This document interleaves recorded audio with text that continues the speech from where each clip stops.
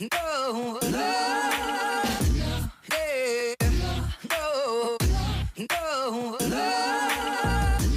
yeah, no, no, yeah, yeah, no,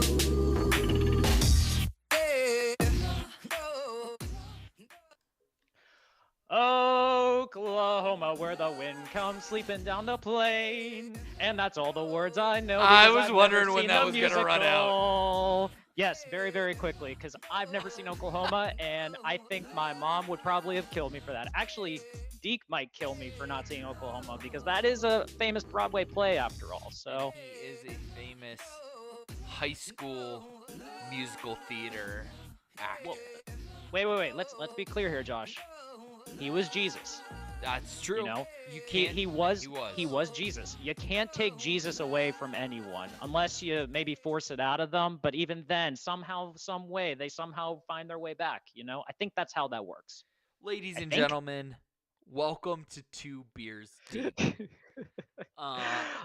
If you're wondering why the fuck Josh is talking already, Derek is not with us. Do you want to say the fearless leader bit? I know you love to say the fearless leader bit. The fearless leader bit is always entertaining in my opinion because he likes to think he's fearless. I don't even know who started the fearless leader thing because it You was did. not me. Did I I found start the it? clip. Yeah. You're kidding. Actually, I cannot you believe. used to say something like our fearless dictator is what you originally Ah, said. And I think you you know what I cleaned should it have done? up to leader because You, he kept saying like stop calling me a dictator. I should have said dictator. A dictator would be Why did I not? really Damn it! good. This is what Do you happens want when to I do get Do you older. want to start it again? All right, ladies and gentlemen, our fearless dictator is not here today, unfortunately. He had much more bigger fish to fry. Otherwise, saying as is that, frankly, he just needed a night off. I don't know what else to say. Yeah, I'm not gonna divulge too much into his life outside of here, because for all I know, he could have lied to us. He Just is saying. lying to us. He's Yeah, lying to you in particular, but yes, he's yeah, lying. that's what I figured. That's what I figured. He's a habitual liar. I mean, he is a dictator after all. That is kind of what they do. You I know really am sorry that I ever even approved of what? that. Oh, it's Probably great. not Don't get okay. me wrong. It's going to get on strong, and you know it. It's gonna NBA go on. rigged. What's up, man? We have a bunch of NBA topics today, so buckle up, man. It's gonna be a NBA heavy show. Uh, we should try to sparkle more interactions with our audience. What does that mean?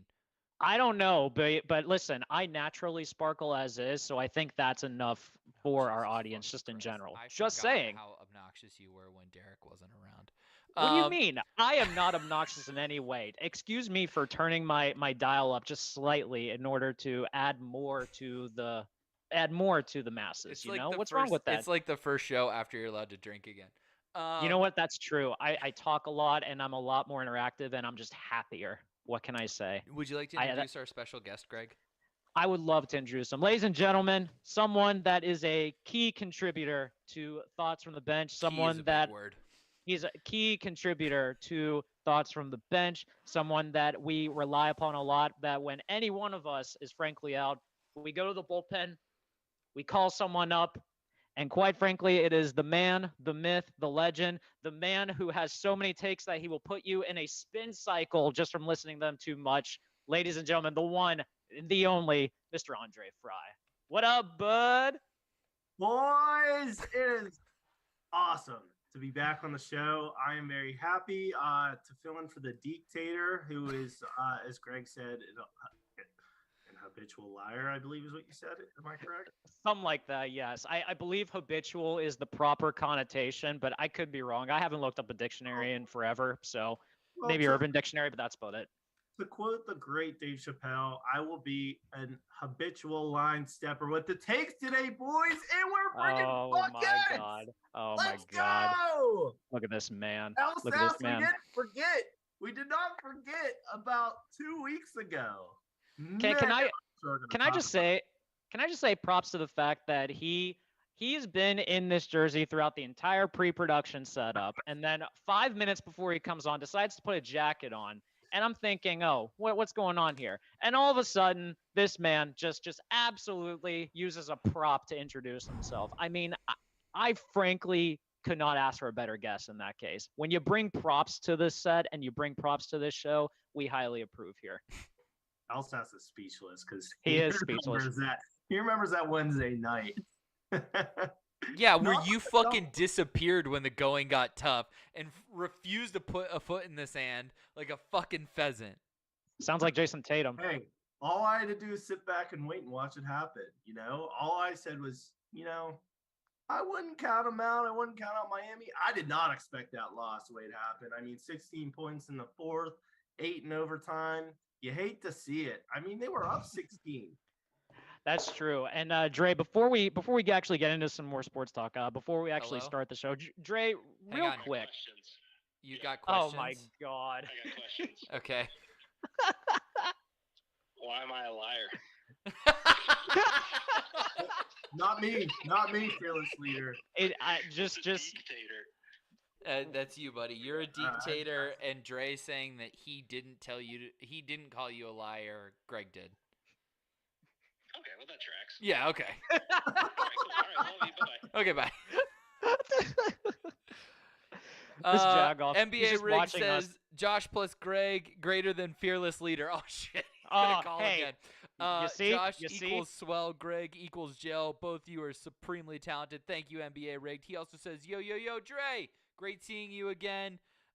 We should do fantasy NBA together, Dre and Josh. You Oh, both God. seem like deeply invested in that sport.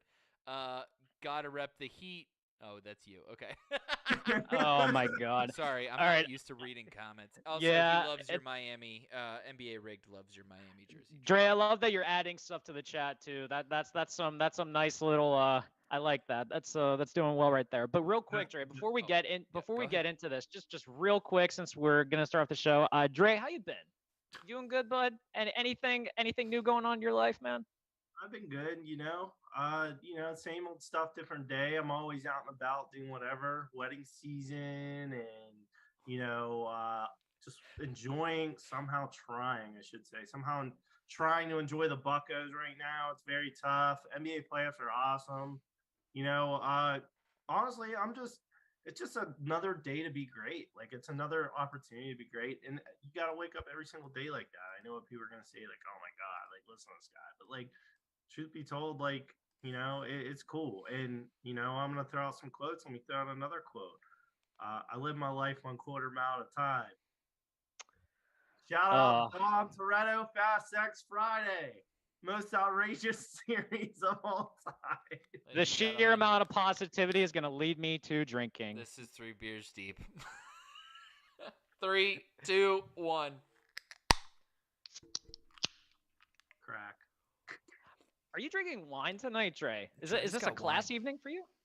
Hey, the NBA players, a lot of them like to drink that vino. So That's true. game 2, I know NBA Rig said he loves me. They love me repping the Heat. I'm a Laker fan, and LeBron's about that vino. Kobe's about that vino. Hell, we called him vino. Let's get into it.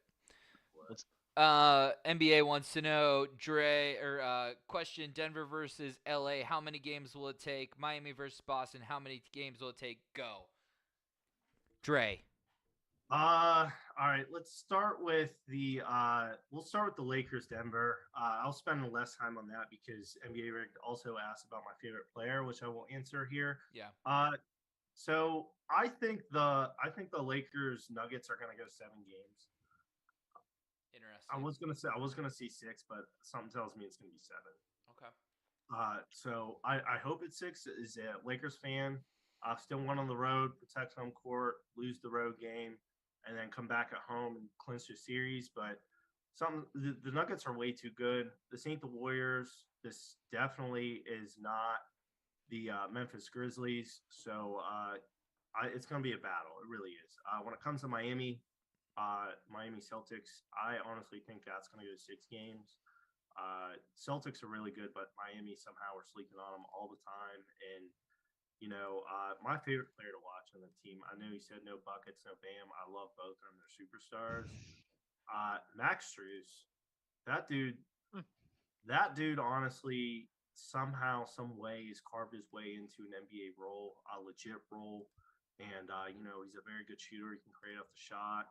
He's all right on defense. He's not locked down, but like I really like watching him play. And I think that I think he's a piece on a championship team. Like you need someone who's gonna be able to catch and shoot like that, but also not be scared to create their own shot. If Hero were here, it'd be a little different story, but him being hurt, you know, he'd probably NBA Rig would probably say no Hero, but I like Struz. Well, okay, so let's stick to the Heat and Celtics series right now, since it was the most recent game one for yesterday. For people who missed it, the Heat took game one yesterday, up 1-0 on the series, stole game one from Boston. Let's kind of put is a word I would not use. I mean, throughout their playoff run so far, they've won every game once that they've been in. I'm pretty sure with that case. So Yeah. Yes. That's what I mean.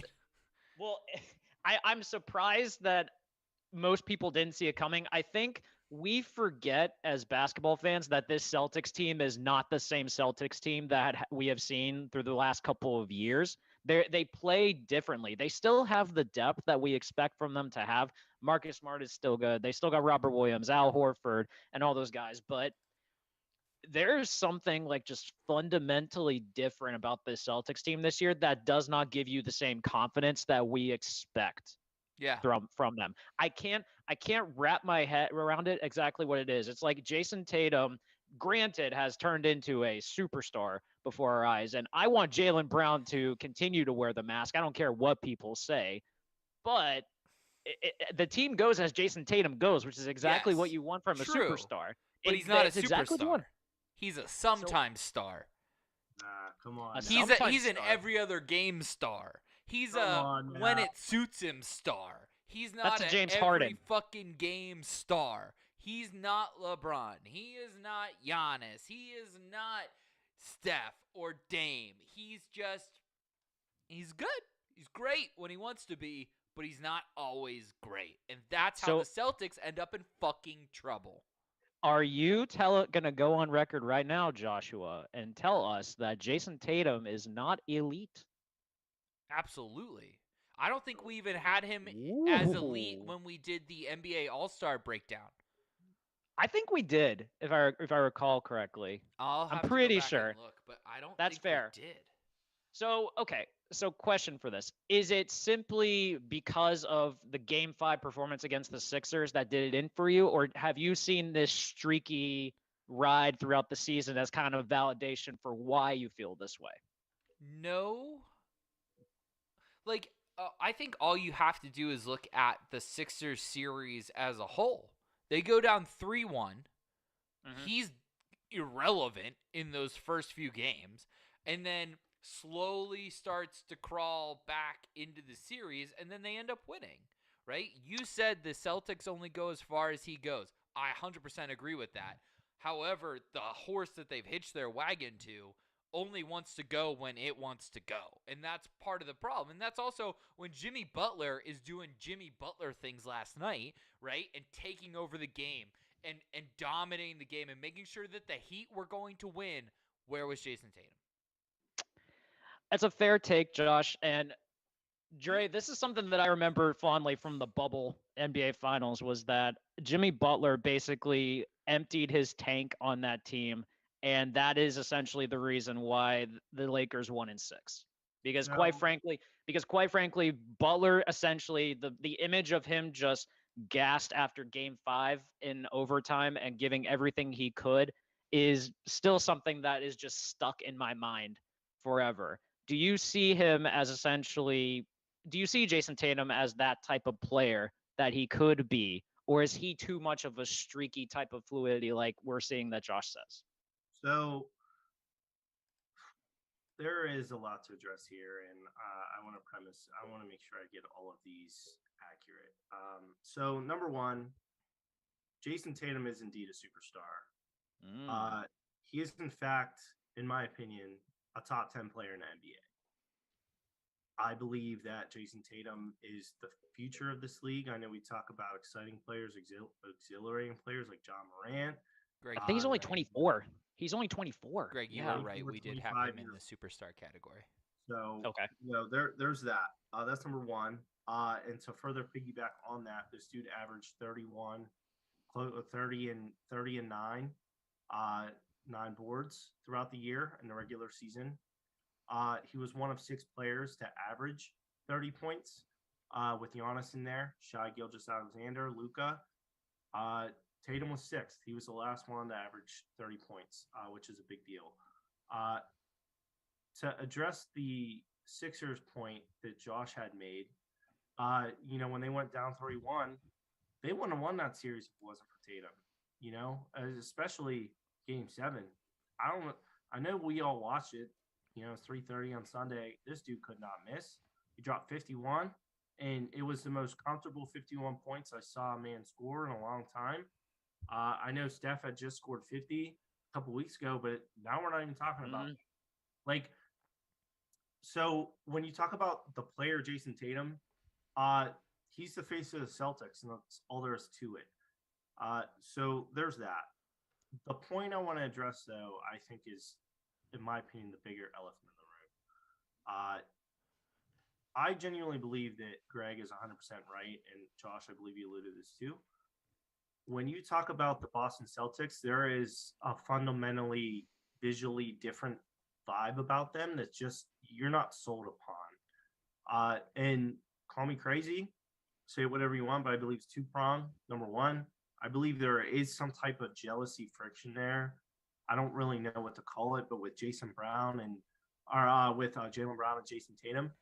Some superstar heat. Okay. I Yeah. dig this. I'm all for the drama in this case. I like where this is going, Dre. So let me see. Like it's almost like they play hot potato when it comes to taking the last shot, as opposed to, let me do my job whenever the ball's in your hands.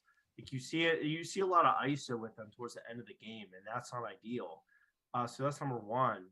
The second part of this is I believe that the issue is that Joe Mazzulla is not Ime Udoka. Ime Udoka is not there, and Ime Udoka is a hell of a coach. All situation aside, is off the court stuff. Why he got fired and everything from Boston. Mazzulla is a great coach. They've had a lot of guys. They've had some pieces on that bench, but I believe Ime Udoka is just the better guy when it comes to putting this team together. And I think they're missing that kind of leadership as well. So, looking from last year to this year, I thought the biggest thing that they were missing was a legit floor general. I like Marcus Smart. I like him a lot. He's Defensive Player of the Year last year, but watching them in that Warriors series, they just did not have a guy in order to get that whole offense clicking to where they buy in. It was a lot of ISO ball, a lot of let's get the shot clock down. Part of that is youth. The other part of that is just because they don't have that floor general out there. I thought them adding Malcolm Brogdon was going to put them over the top, but somehow they're not there. So, I personally think it's because Ime's not there. So let's do this. Who wins the series and in how many games, Greg? I still say the Celtics will win this series because I still think they are deep. I know that we sleep on the Heat every single year, and I know Spoelstra's good and all that, but the Heat lost last year in this series, and this Celtics team is nearly identical to what they played against last year, and the Heat are depleted. They don't have Victor Oladipo. They don't have Tyler Hero. Jimmy Butler cannot be a guy that drops 40 every single night to be the catalyst for that team. So more guys need to step up for the Heat, and I don't see it. So I think the Celtics will win in 6. I think that was a wake-up call game for them in Game 1, especially Al Horford talking about how they were so lackadaisical at practice that they realized it in Game 1. They got punched in the mouth, and I think this is going to be a good thing for them. So I say Celtics will eventually win in 6. I think you're onto something, Greg, that if the series goes long, that the Heat are in trouble, but if the series is short, I think the Celtics are in trouble because it takes them a long time to turn that ship around. Give me the Heat in 5. Dre. Interesting. Heat in 5. Heat in 5. I I think Dre Awesome. Dre just I Dre love just it. perked up. Dre just perked up really for a second did. with that. Okay. I really did, because Heat in 5 is an implosion. Yep. Like, that's not anything that, that's not like we're looking at the better team. I think, excuse me, by the way, I think the better team is obviously the Celtics. I mean, we sleep on the Heat. We do now. I know, again, Greg said about 2020 and how that finals went, and you got the image of Jimmy Butler just hunched over and it's like giving everything he has. If we're going to look back at that series, that run compared to where they are now, my simple answer to that is they just weren't ready. Like, their core team, the core of the team, you got Jimmy, who is ready, but like Bam was younger, and I know that Hero's not there, but Hero, he played a big part in. If they make the finals, Hero will be back. They confirmed that. That's Yeah. good. And they'll have Kyle Lowry still, which is also something that can't be slept on. This is a guy who has won a ring as a Raptor, so he's been there. He's got championship pedigree. And he wasn't there in 2020, last I recall. That's so, fair. That's he's fair. there to pick up some slack. And So, again, pick a winner. How many games? I got Celtics. Celtics in 6. Okay. From the man wearing a Heat jersey I on know. 2 beers deep. I This is some flip-flopping bullshit if I've ever seen from you, Dre. This is Look, so on brand. This is so on brand. I'm being realistic. You're telling Jimmy Butler's going to get his. And I love watching Bam Adebayo play basketball. He plays both ends of the floor at a high level. He's a rare big. He genuinely is a rare big that can bring it up the court and go on the offensive end, post up. He can drive, and then he gets back on defense. But like he just don't have that superstar mentality in him in order to do it. Like, to me, he's a perfect compliment, and he's a perfect compliment to Jimmy. He has that mentality, but to dominate on both ends, he's just not a dominant player per se. I think that exists when you talk about guys like Marcus Smart, when you talk about Al Horford, who is still hungry, when you talk about Robert Williams, who's very underappreciated in that whole entire team. Yeah. And, you got Jason Tatum and Jaylen Brown. Like, there's just so much for them to overcome. I know they won last night. When you still won on the road, like, it's then becomes protect home court. But when you're a team that has been there and they have been to the finals, they were just there last year. Like, you got to go through that. You got to go through the pain in order to feel the triumph. And they went through that. So they're ready. This isn't a young team anymore. Jason Tatum, I know he's 25, but like, he's entering his prime. He's there. And Jaylen Brown, he's a year older. Like, they're ready. So I think they can overcome. Let's move on. You've said your answers. NBA Rig says flopping bullshit. KCP is coming with revenge, serving best cold. He's killing our Lakers. I love the Nuggets, but I know AD can dominate Jokic. Who do you got? Lakers, Nugs. Dre, kick us off. And you can also talk about game 1 too if you want, because that was a fun game. Game 1 was wild. What a roller coaster. They went from getting dominated to actually potentially winning that game. It actually gives me a lot of hope because there's one thing that I don't believe I visually have seen from the Lakers, and that's it. The in-game adjustments that Darvin Ham made were very, very the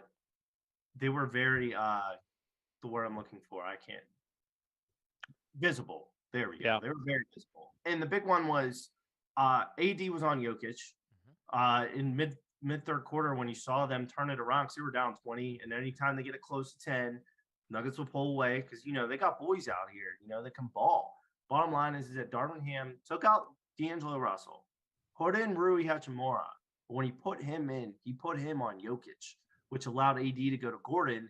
And when Gordon was on, Gordon's floating around the perimeter, he's not a three-point shooter. You live and die with those. Mm-hmm. Mainly, you're going to live because Gordon's not a three-point shooter. But it allows AD the freedom in order to move around in the paint and offer that secondary help. And it's real nice because obviously he's a guy that can do that and be that kind of defender.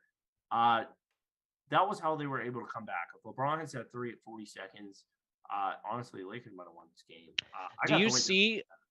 Do you see them continuing that trend going into the next game that they put Rui Hachimura on on Jokic for the rest of the game, and then Gordon gets freed up, and then Gordon has to play AD? Do you see that starting in game 2, or do you see them kind of transitioning back to a feeling out process early on to kind of maybe figure out how the game is flowing from that perspective? Because something that I think we forget about both these teams, the depth on both of these teams is very strong, very, very strong.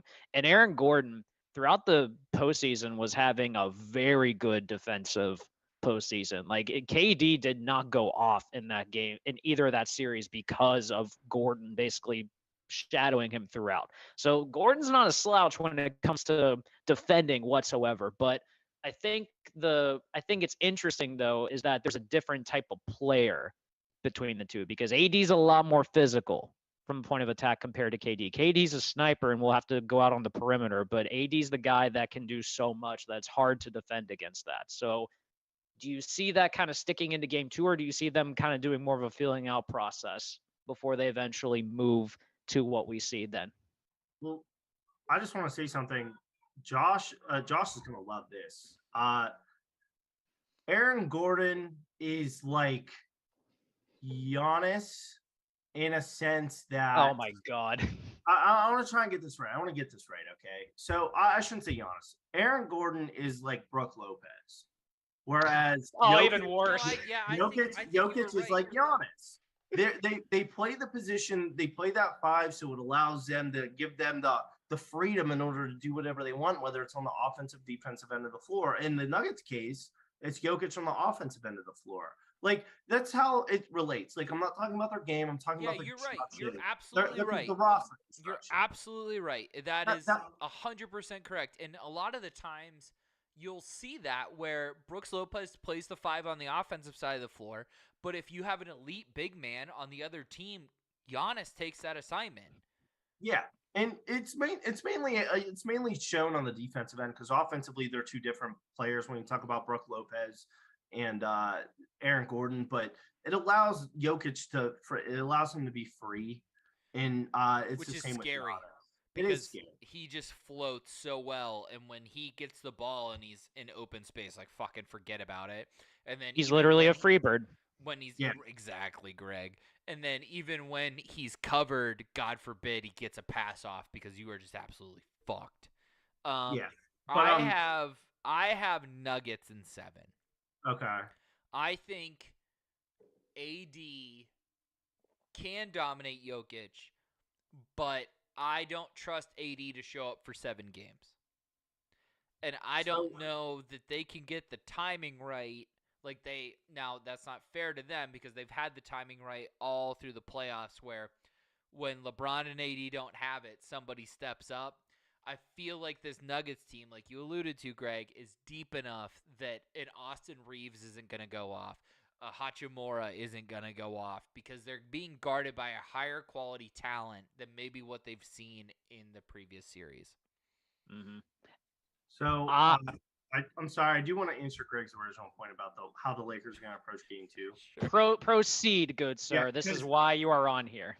I believe that Rui isn't going to start. I believe that they're going to give D'Lo another shot to start, even though he was bad. But they're going to make a change, and I believe the change that they're going to make is Schroeder doesn't start and Vanderbilt does. Because Vanderbilt's been a great defender for them.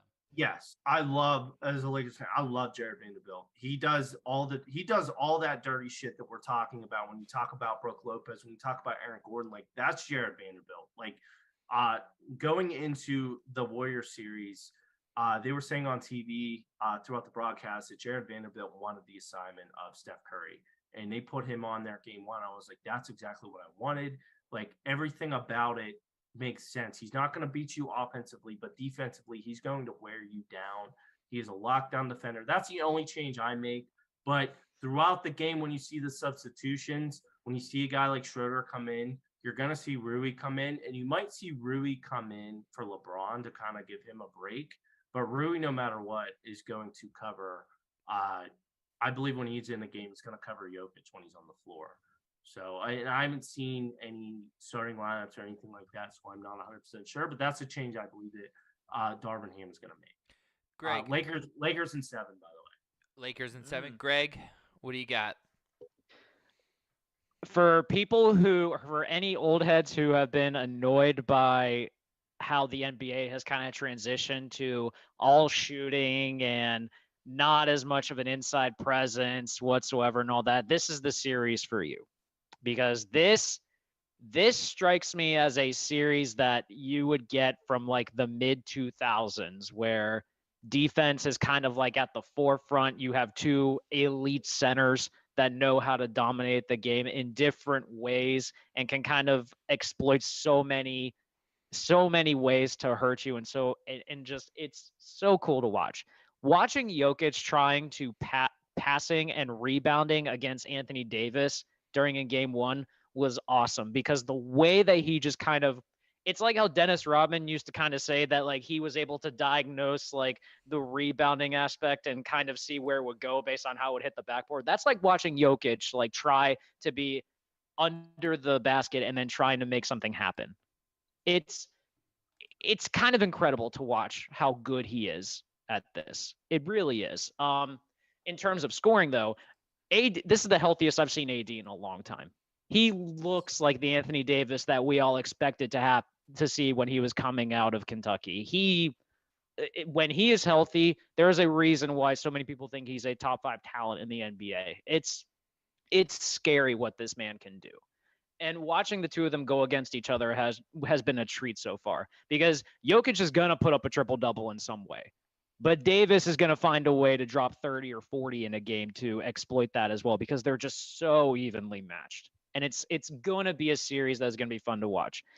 I see the Lakers winning game 2 tonight because I think their backs are against the wall, and I don't believe they want to go down 0-2 in LA.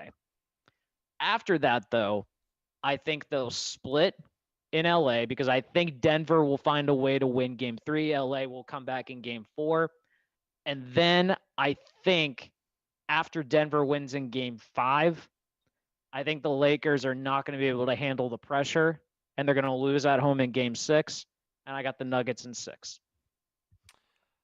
I'm answering comments. NBA Rick. You're doing great. Attacking You're me. doing great. I was not You expecting. guys I was are- not. Ask guys me are bad questions. duking it out in the chat. So here's what I want to do. NBA Rig, these are all awesome questions. I think you're really gonna like the next segment that we have planned, so I want to switch to it. Let's do it. Greg. Yes. Yep. Yes. Okay. Greg is going to. Here we go. Sorry. It's all right, bud. It's all right, bud. You're doing a lot today. It's doing okay. a lot today. You're doing a lot today. It's all right. Here's what I want to do. We've each selected a team that we are going to play GM for in the offseason.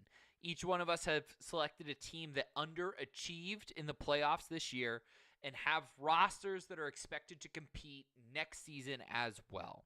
So, we are going to start with Greg, and he's going to be the GM of the Phoenix Suns. Greg, how do you get the Phoenix Suns over the hump and back into the finals?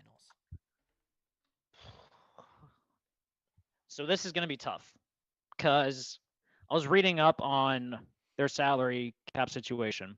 And by the way, let me just say, to go on a quick rant, I hate the NBA salary cap. I hate it. You could literally, if the salary cap was real, it would be literally paper, very thin streamer, and I could put a drop of water on it and it would just crush. Because it is the most bullshit thing I've ever seen in my life. The exceptions, the luxury taxes, the trade exceptions, the veteran exceptions. It's fucking annoying. It is so goddamn annoying. I want something easier. I want something more manageable. Make the salary cap more like the NHL, goddammit. It's the simplest thing in the world to figure out. And it just makes so much more sense. But that's a quick rant on the salary cap, just saying. All right. We'll break the Phoenix that down Sun- this summer.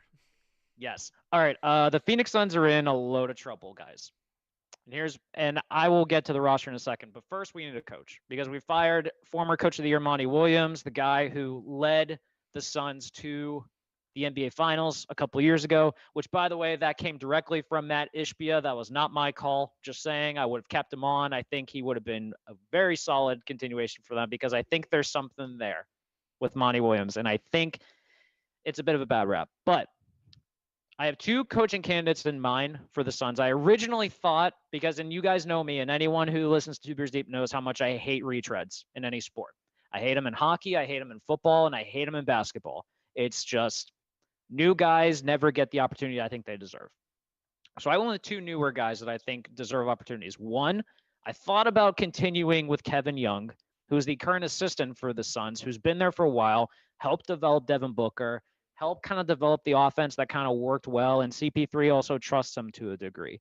But instead, I'm going to go a little bit of a different route. I'm going to go with a guy who I think deserves an NBA head coaching job, and that's Sam Cassell. Sam Cassell is a former guard in the NBA, been around for a long time. He was on Doc Rivers' staff with Philadelphia. He's a former player. I think he will fit very nicely with that Suns roster, and I think he'll get the most out of Booker and KD because I think they'll respond a little bit better to a former player that they know has had success. So I'm hiring Sam Cassell to be my head coach. Now I'm getting to the roster situation. Here's where it gets a little dicey. So right now they are 3.6 mil over the luxury tax. They have about $164 million in total guaranteed salary between 7 players. For people who don't realize that, there are 15 players on an NBA roster. So that's not a lot to work with. Not a lot at all.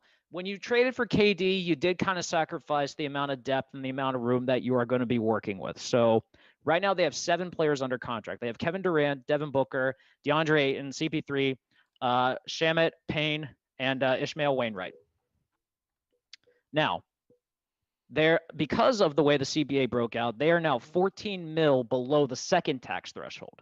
I understand Matt Ishbia wants to have a winner in Phoenix, but they do not want to get into the second tax threshold because, quite frankly, that design was built in to make it so teams don't overspend, and that takes away a lot of the trade exceptions and veteran exceptions that they can use moving forward. So I have those 7 guys right now that are locked on and guaranteed. I would refill my bench with guys that they've already had on the previous roster to either veteran minimums or just simple re-signs. So Darius Baisley, Torrey Craig, Jock Landale, Damian Lee, Josh Okogie, Terrence Ross, and TJ Warren. I know it's not sexy. I know it's not the best, but quite frankly, when you traded so many assets for Kevin Durant, you're going to sacrifice depth. When you have so much of your money tied to essentially 4 guys on that roster, that is going to hurt you in the long run. But there are some ways that I think they can work around this. Now trade is going to be very hard because they don't have first rounders to trade. They gave up a lot for Kevin Durant. So some simple ways that I would work around this is the 2 big albatrosses on their salary cap is DeAndre Ayton and CP3. First off, what I would do with CP3, I would negotiate a way to try to lower that cap. I would waive CP3, but then I would re-sign him using the mid-level exception to be lower that cap for them. It's quite frankly, it's going to be the simplest method to get under the salary cap situation that they're in. Yes, it might be for a couple of years, but it's probably the best method that's going to work out in the long run. Can you just give I would a also real trade quick DeAndre recap Ayton. of what you just I would fucking not said? I'm with you. I'm upgrading. I'm upgrading my internet next week, so yeah, Okay. we're gonna get that fixed. Just No, you're recap going- real quick what you just fucking You're said. going from Kmart to Walmart internet? Is that what you're saying? Something like that, yeah.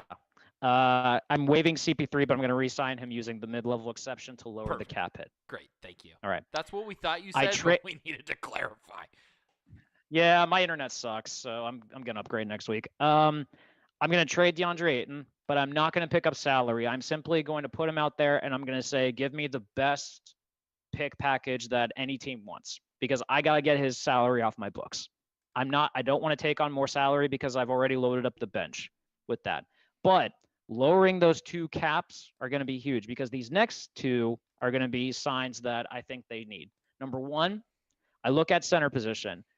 I thought about Kristaps Porzingis for a second, but I don't think he necessarily fits well with them. So I think they go for more defensive center. I say they sign Jakob Patel, 3-year contract with a team option for the second year. on team option after the second year, essentially. So they can get a defensive-minded center that they desperately need, who can actually play the pick and roll, which is what CP3 thrives on and would mesh very well with him. And then the last thing I would do, which is the big money signing for them, find a way to sign Harrison Barnes. Harrison Barnes, I think, fits that team very well. He doesn't have to be a starter. He can be a six-man type player. Very solid three-point shooter, very good defender. I think he proved himself very nicely on that Sacramento Kings team, and it is going to make some good money. I think he'll take a little less if he can come to Phoenix and play with KD and play with Booker, especially if they're going to lose money by not having to pay CP3 the amount that he's going to if they give him to the mid-level exception. And that's how I redo the Suns. Love it. Dre, the Philadelphia 76ers are doomed unless you can help them. Take it away. They've been doomed since they trusted the process. Oh, Shout out Pink. Let's just put this in perspective for 1 second, okay? For 10 years, they have wanted to lose. To get said player, they wanted to get first overall picks in order for it to happen, and then they ended up getting, I believe, Joel Embiid would have been the first high draft pick that they got, which was around pick 3. He was out the entire year. And then they got Ben Simmons, who they thought was the savior. And I remember them getting Ben Simmons. They were so happy. They said he's a jump shot away from being LeBron James. And guess what? He doesn't have till this day. A jump shot. Any shot. Any shot. Any shot. Yeah. I mean, he's pretty much about to be sent to China, and he's going to be a bench guy there. He's just going to be really tall. Like, it's crazy. Shanghai. But he's going to make a lot of money. And then what's crazy is somehow this all comes back to Jason Tatum. As a Laker fan, I wanted Lonzo Ball. We got Lonzo Ball. Philly had the 3rd pick, traded up for the 1st pick, and took Markelle Fultz, which is probably one of the weirdest situations. And I'm glad he's kind of turned his career around. But that whole entire thing when he's in Philly was just strange. Like, there was no injury. There was this. I don't get it. But it didn't work. But what did work somehow is the process, because Joel Embiid ended up being the superstar. So you build around him. And how you do that right now is you get losers like James Harden off this team. Don't even worry about re-signing him. There's that. Why is James Harden a loser? Look at the fact A, he has no rings. B, look at how he plays this game, and C, look at how this dude showed up in Game 7, Game 6. This dude didn't show up. Yeah, Joel Embiid is the MVP. He also didn't show up. When he doesn't show up, because he shows up every single night, you expect a guy like James Harden, who is the de facto number 2 in this situation. You need him to be that guy, and I know he was there in Game 1. There's no pressure in Game 1. You don't got to win Game 1. Who cares? You know? James Harden's been a fraud. He's always been a fraud. He always will be a fraud. And now there's rumors of him going back to Houston, who is a fraudulent franchise, and that's where he came from.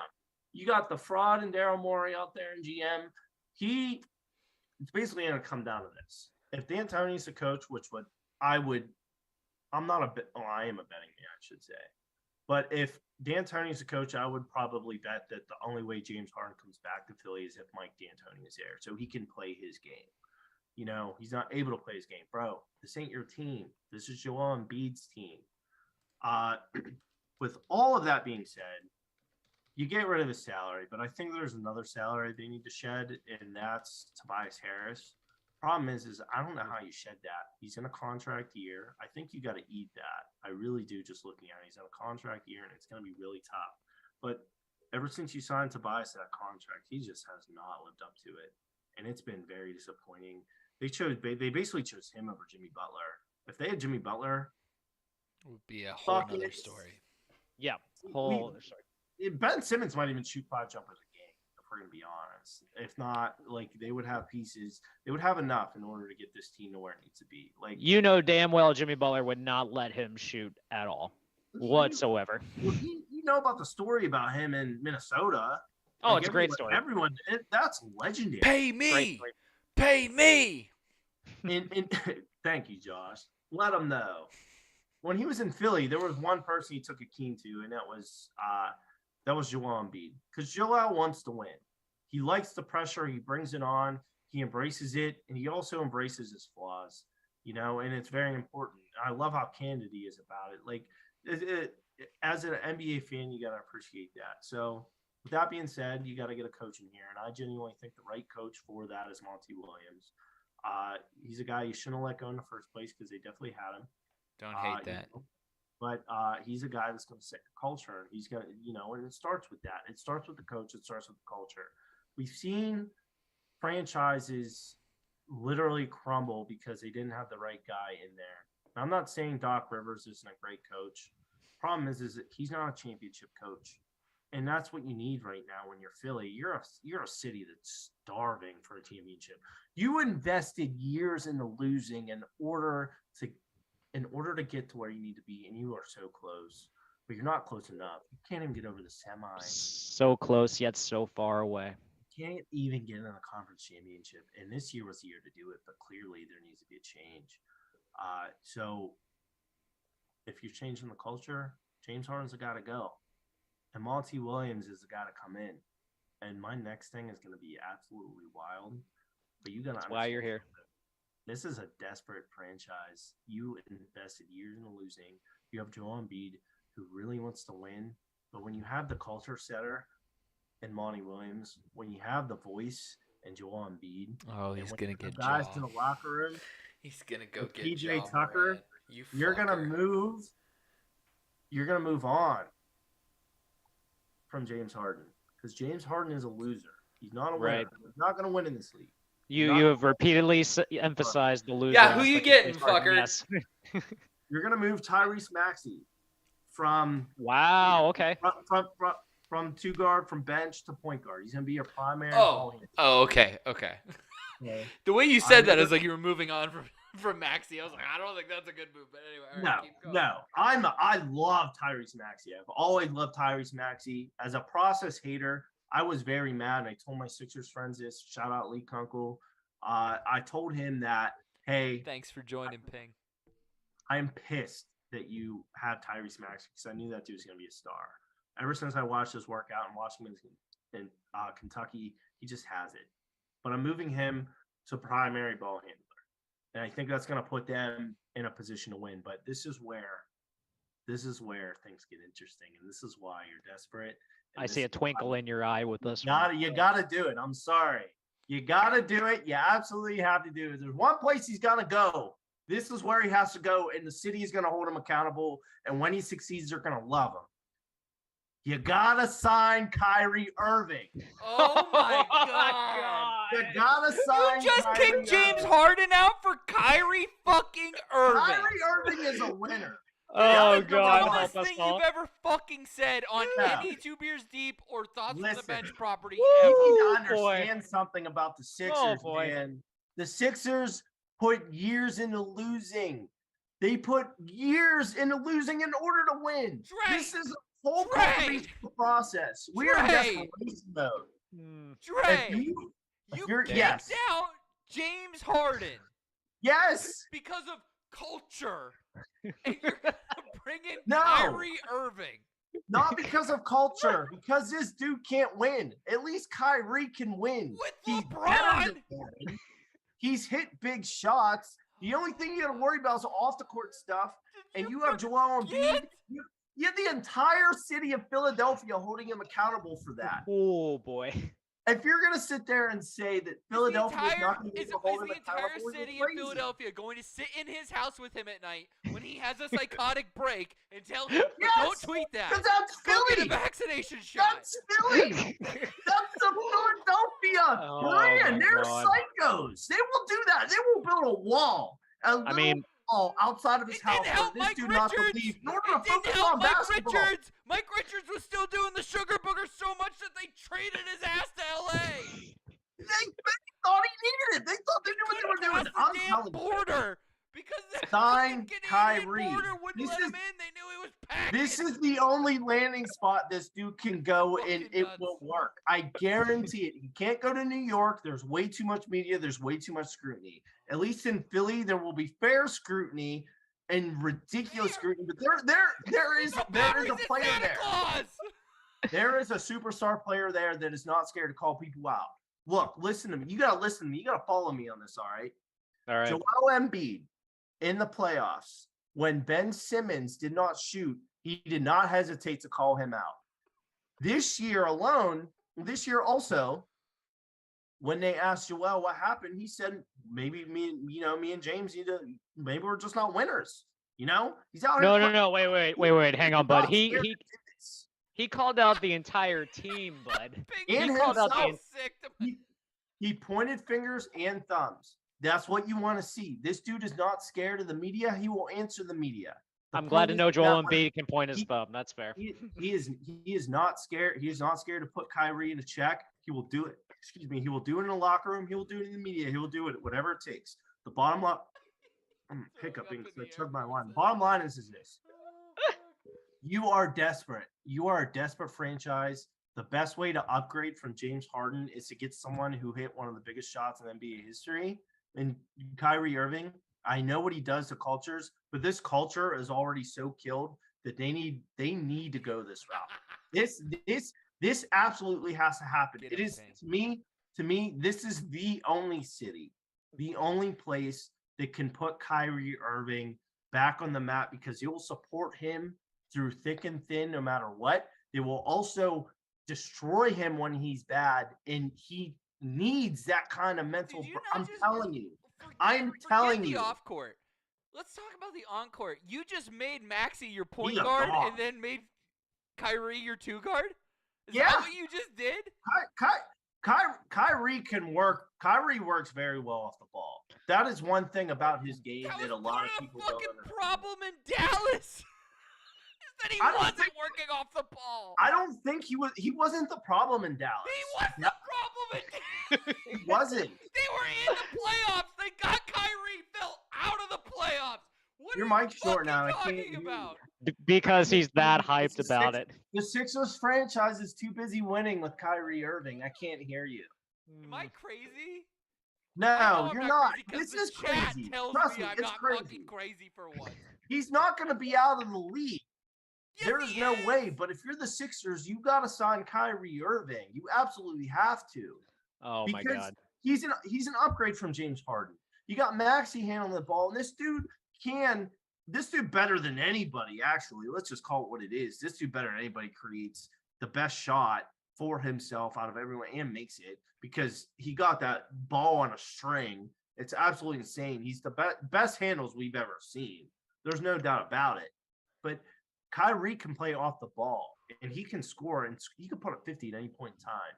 That's the one thing that he will do in a Game 7 that James Harden will never do. James Harden will never, ever Is that do your last move? Yes, Okay, that is my last move because ultimately I think the roster's there. I think there's just cultural issues, and I think James Harden's not that guy.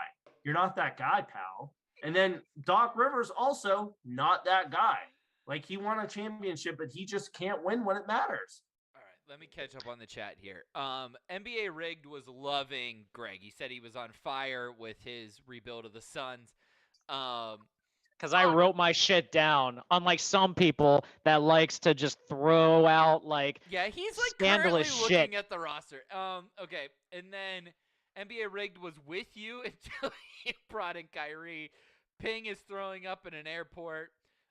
He also called it poopy talk. Who is actually a Sixers fan, who, by the way, was happy that James Harden is no longer in Philly. So, I mean, bud, listen, here's what I will say. I think losing his mind in the chat. I will say Kyrie and Joel Embiid on the same team would be fascinating. I will give you that.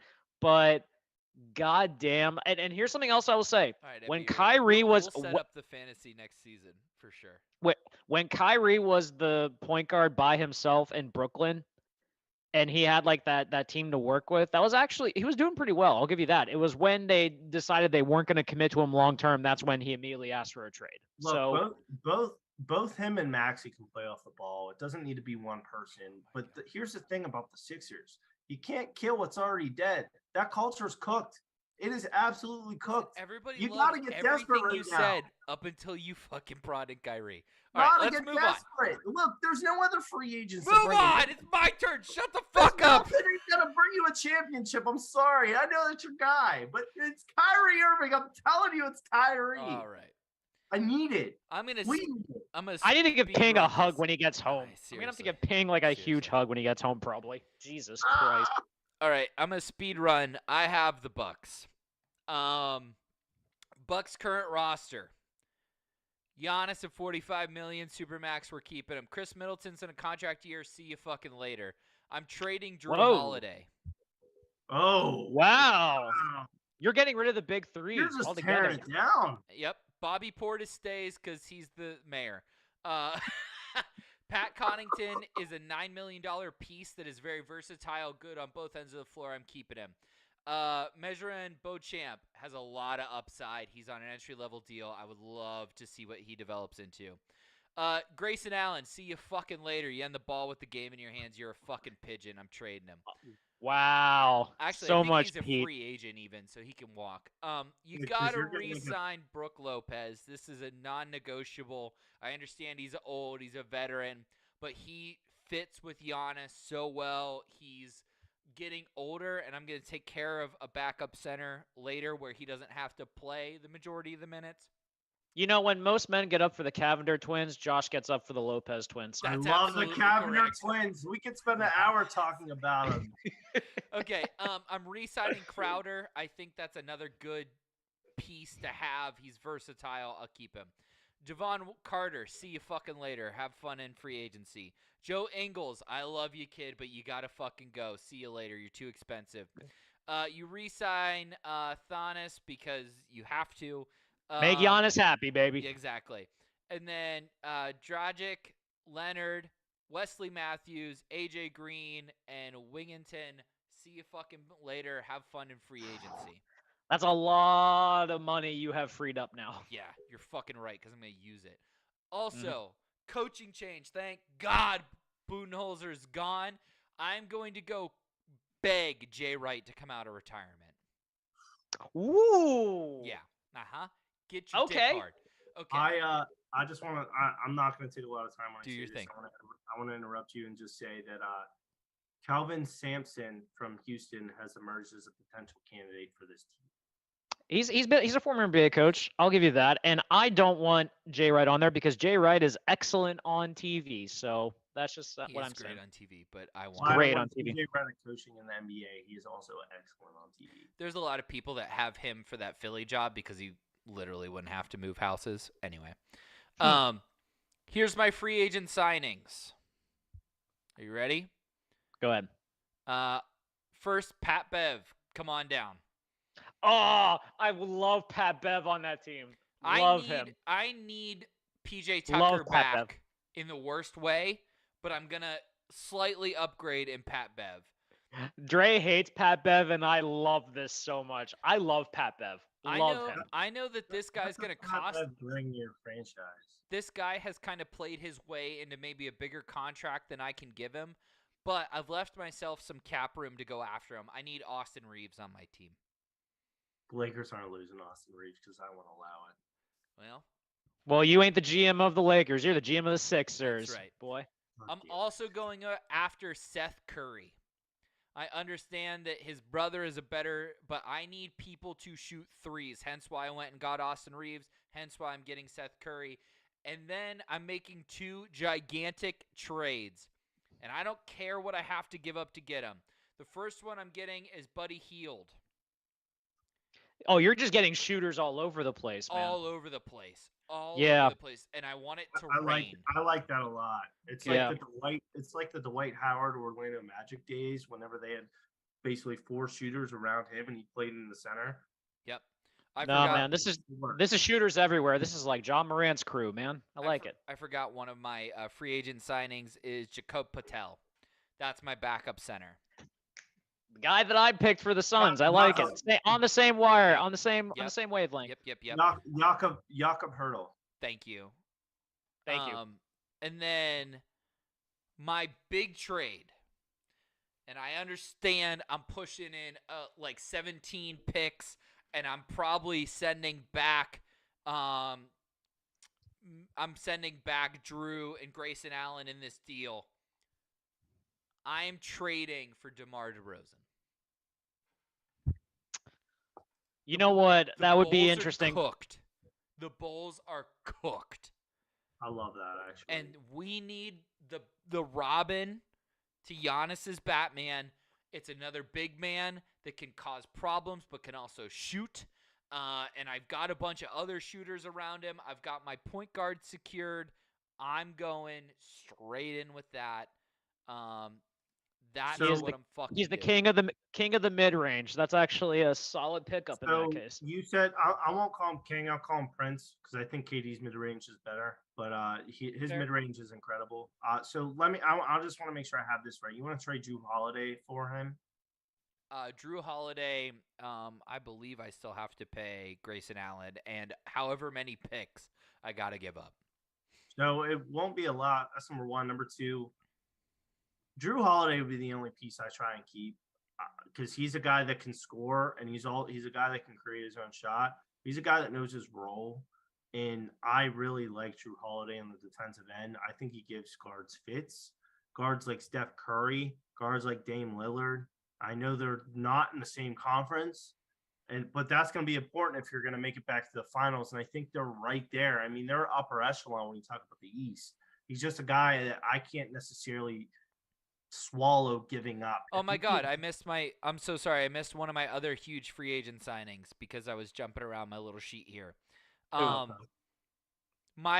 round out my big three, I'm getting rid of Drew Holiday and I'm bringing in Fred VanVleet. Is he a free agent? Because I thought he just signed. Oh my God, that'd be a great pickup. Love Fred VanVleet. Love him. So I kind of like this roster construction now that you say you brought in Fred VanVleet in a weird way. I hate Pat Bev, but Pat Bev at the very least is going to give you defense. He's going to give you effort on the defense. He's your bench point guard. Yep. Yeah, but like he's not a ball handler. He's a defensive specialist, and that's just who he is. He's that guy that you're going to rely on in order to do that.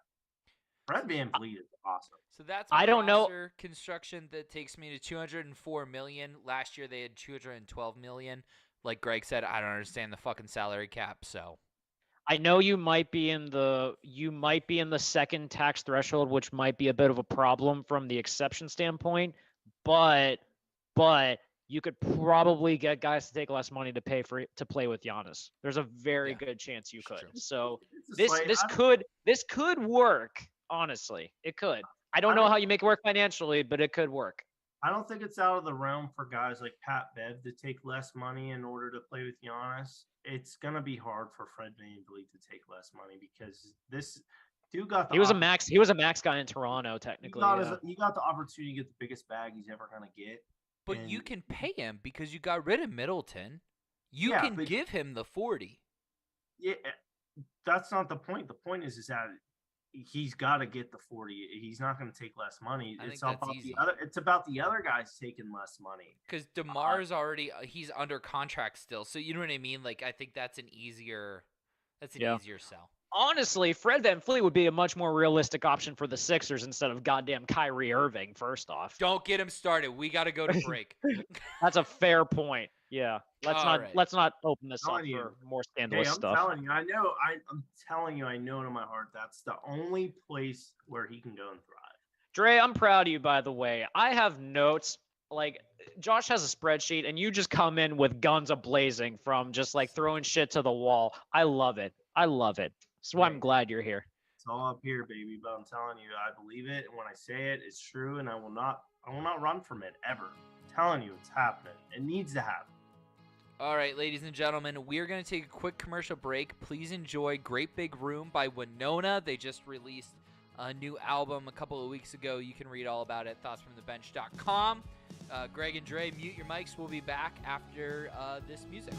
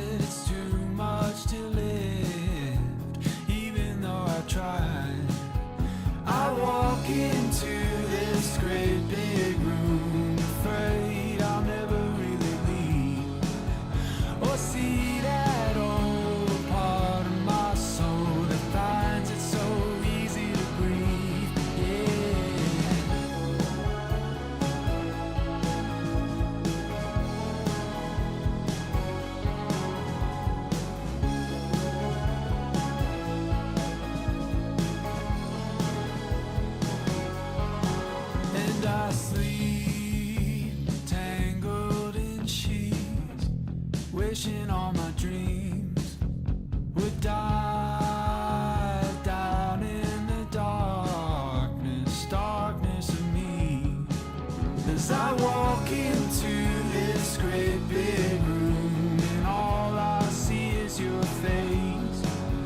I want so bad to feel like that, to feel myself in the space.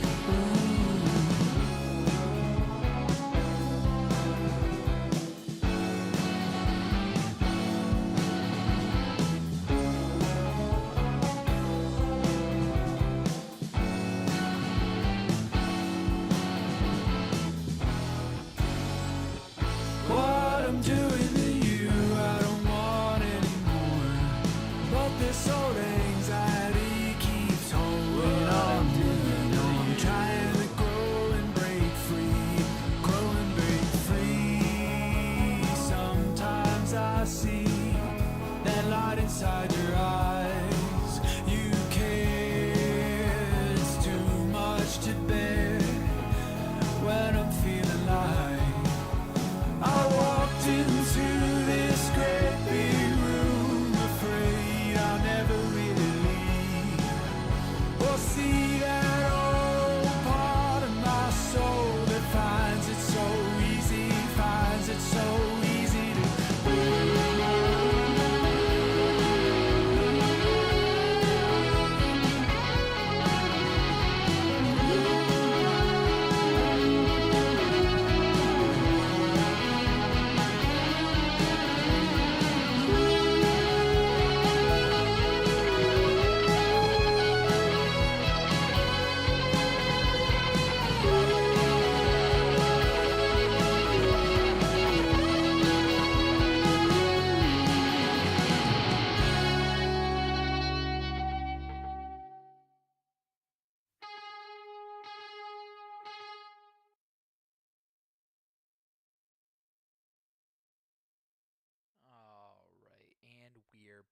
back. That was Great Big Room by Winona.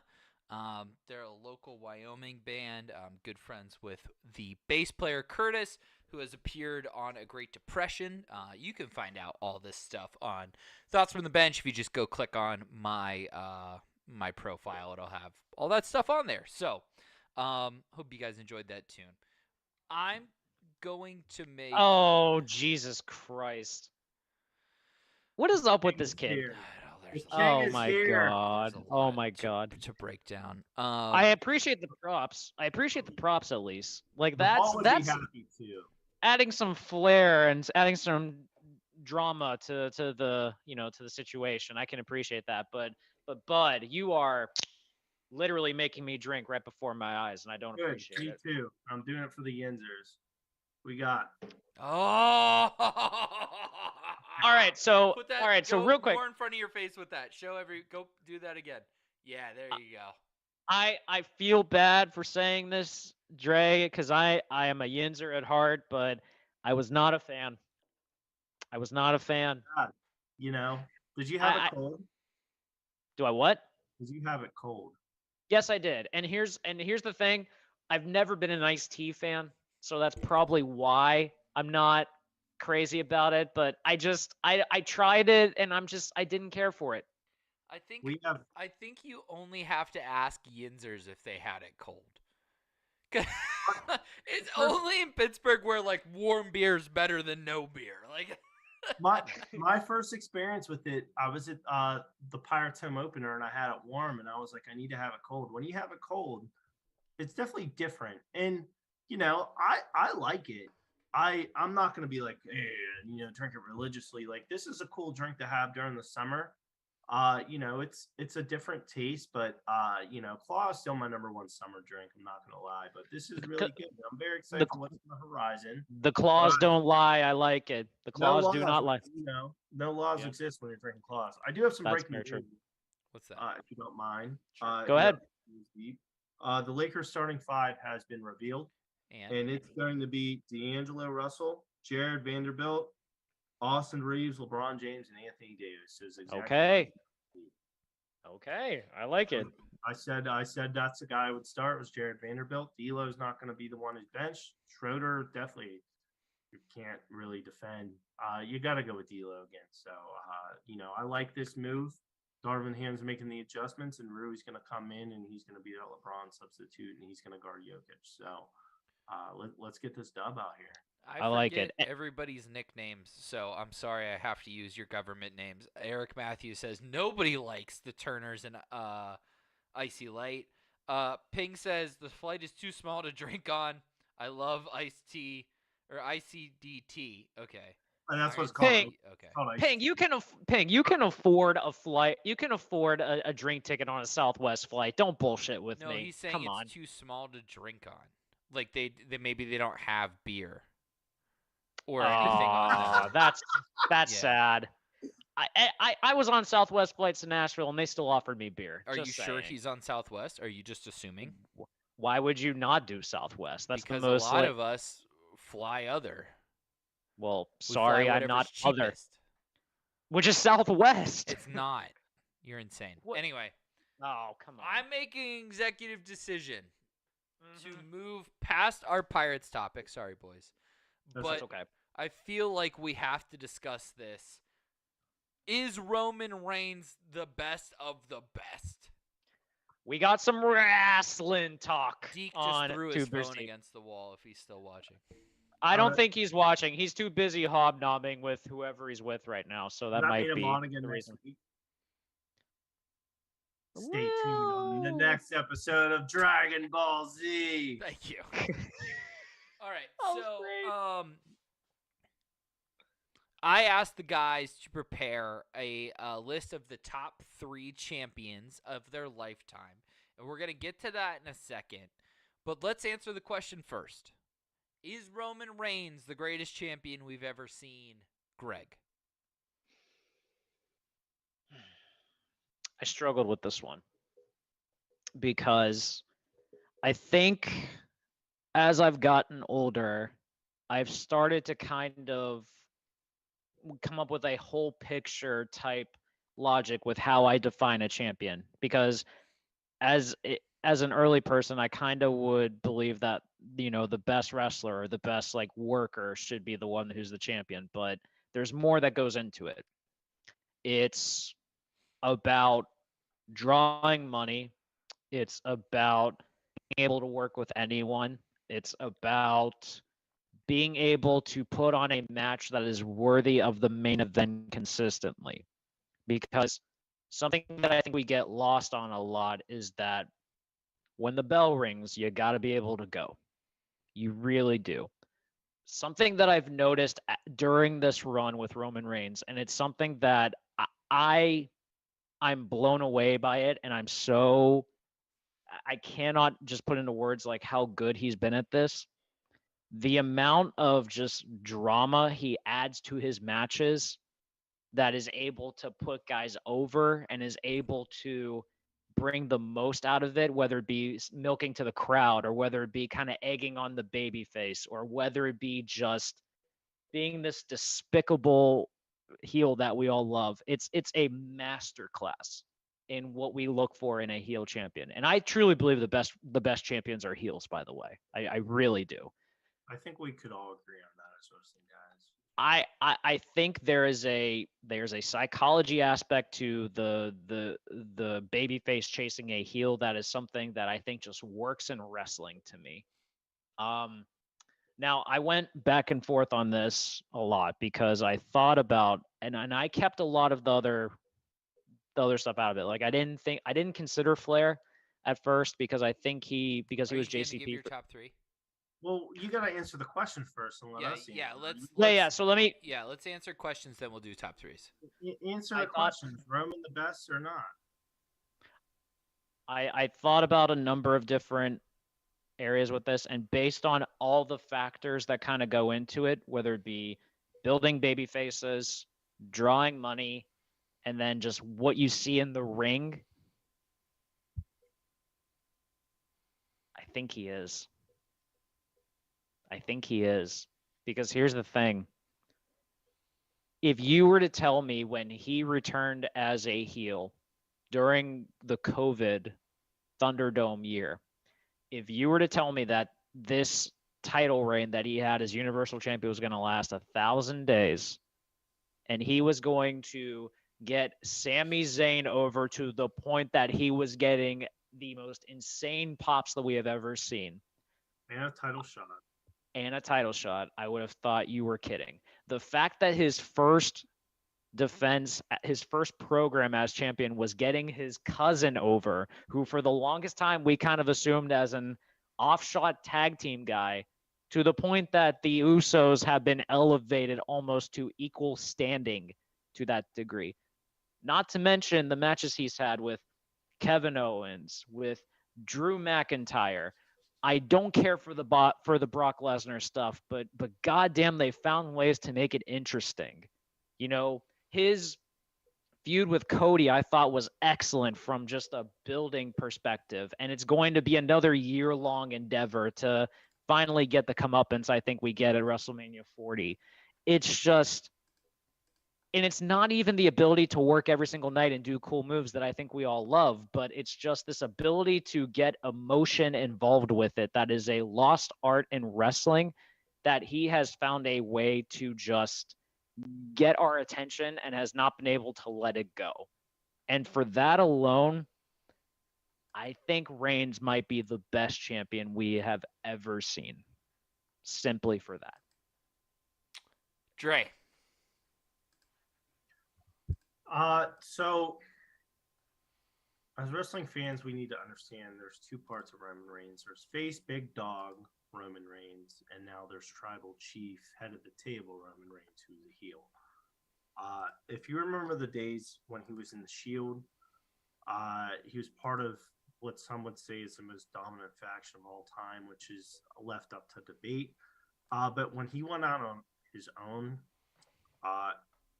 this man he was forced down our throats. And it was legitimately so bad because this dude couldn't stand on his own. When it comes to being the guy, a main eventer, the biggest thing isn't in-ring talent, because that was never an issue with Roman. It was about how you're going to handle the spotlight. And he came off as corny. He came off as not knowing what to say. It got to the point sometimes where guys like Cena were just kind of like, hey, you're cutting a promo, kid. What are you going to say? Like, you know, and he'd come out, and every time his music hit, like, everyone would boo. And the only time they didn't really boo him when he was a face was when he announced he had leukemia. It was really sad, you know? But when he came back, it was cool. And then he disappeared again. Roman Reigns is a heel. I genuinely believe is the greatest champion we've ever seen. This is without a doubt the best run we've ever seen. In terms of, if you want to put in whole entire resume, that's fine. But like, this run that Roman Reigns has been on has been the greatest run. I'm 31. Josh, I think you're 33. Greg is 31.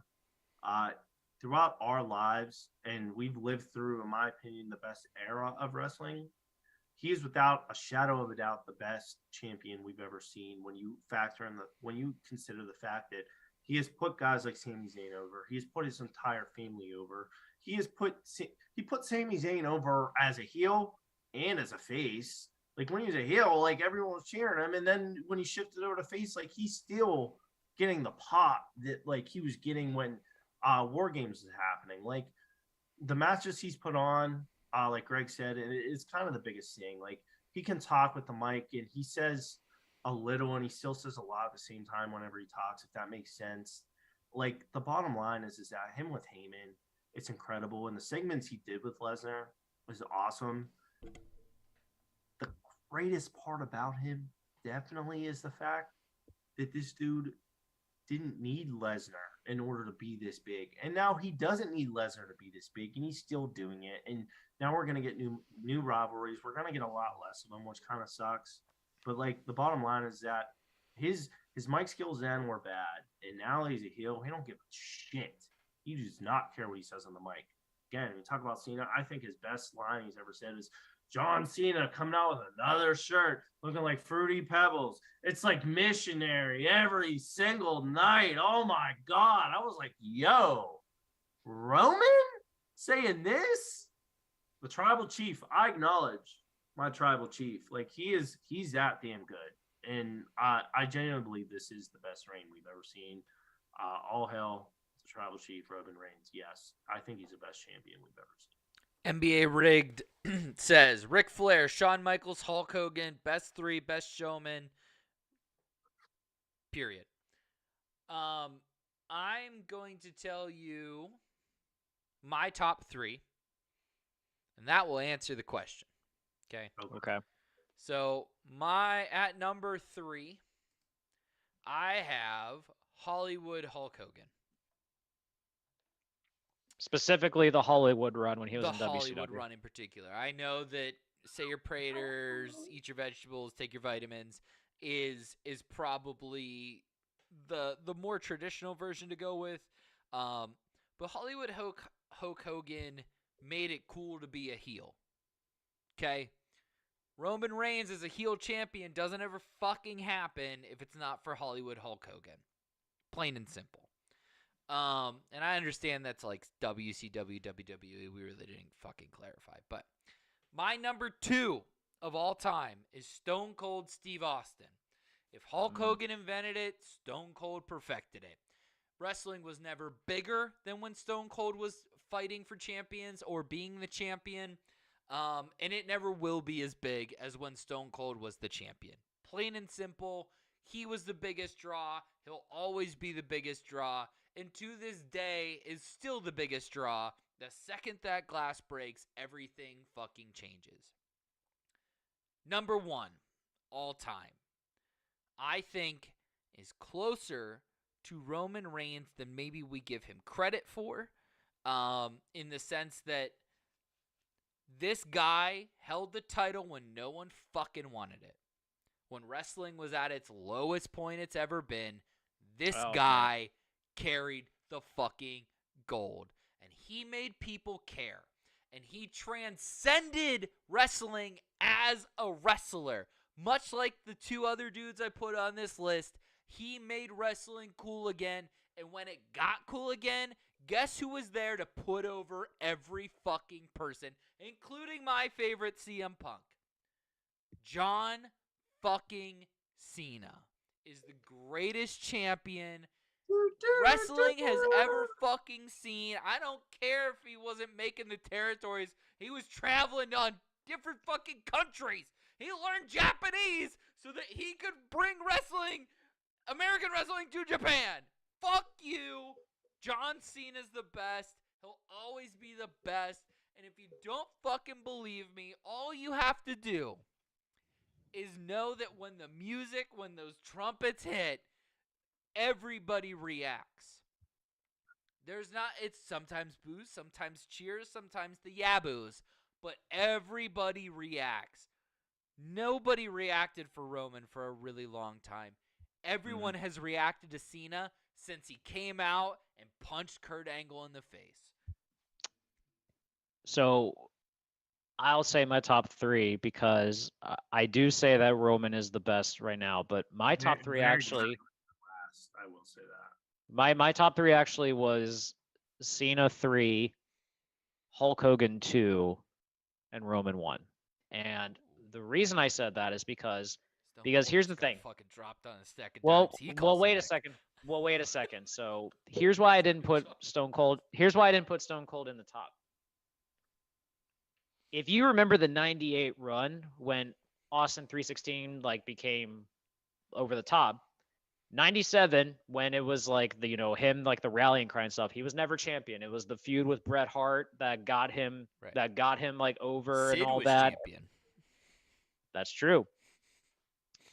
98 though, if you look at his entire 98, his first 2 months were with Dude Love as champ. Were with Dude Love. Then he had his thing with Kane. Then after Kane, it was Undertaker. Then it was Undertaker and Kane. Then he didn't have the belt for a while. And then he gets the belt and then flip-flops with the Undertaker in 99 and then flip-flops with Mankind. The point I'm making is that Austin, yes, got the belt, but the storyline throughout that run was him versus McMahon. The storyline was McMahon did not want him as champion, but that just natural rivalry that we got from McMahon versus Austin when a title couldn't have been involved, it didn't need to be involved, makes me say that that's why I don't put him as one of the top champions of all time, because he was so popular and so over the top, he didn't need the belt.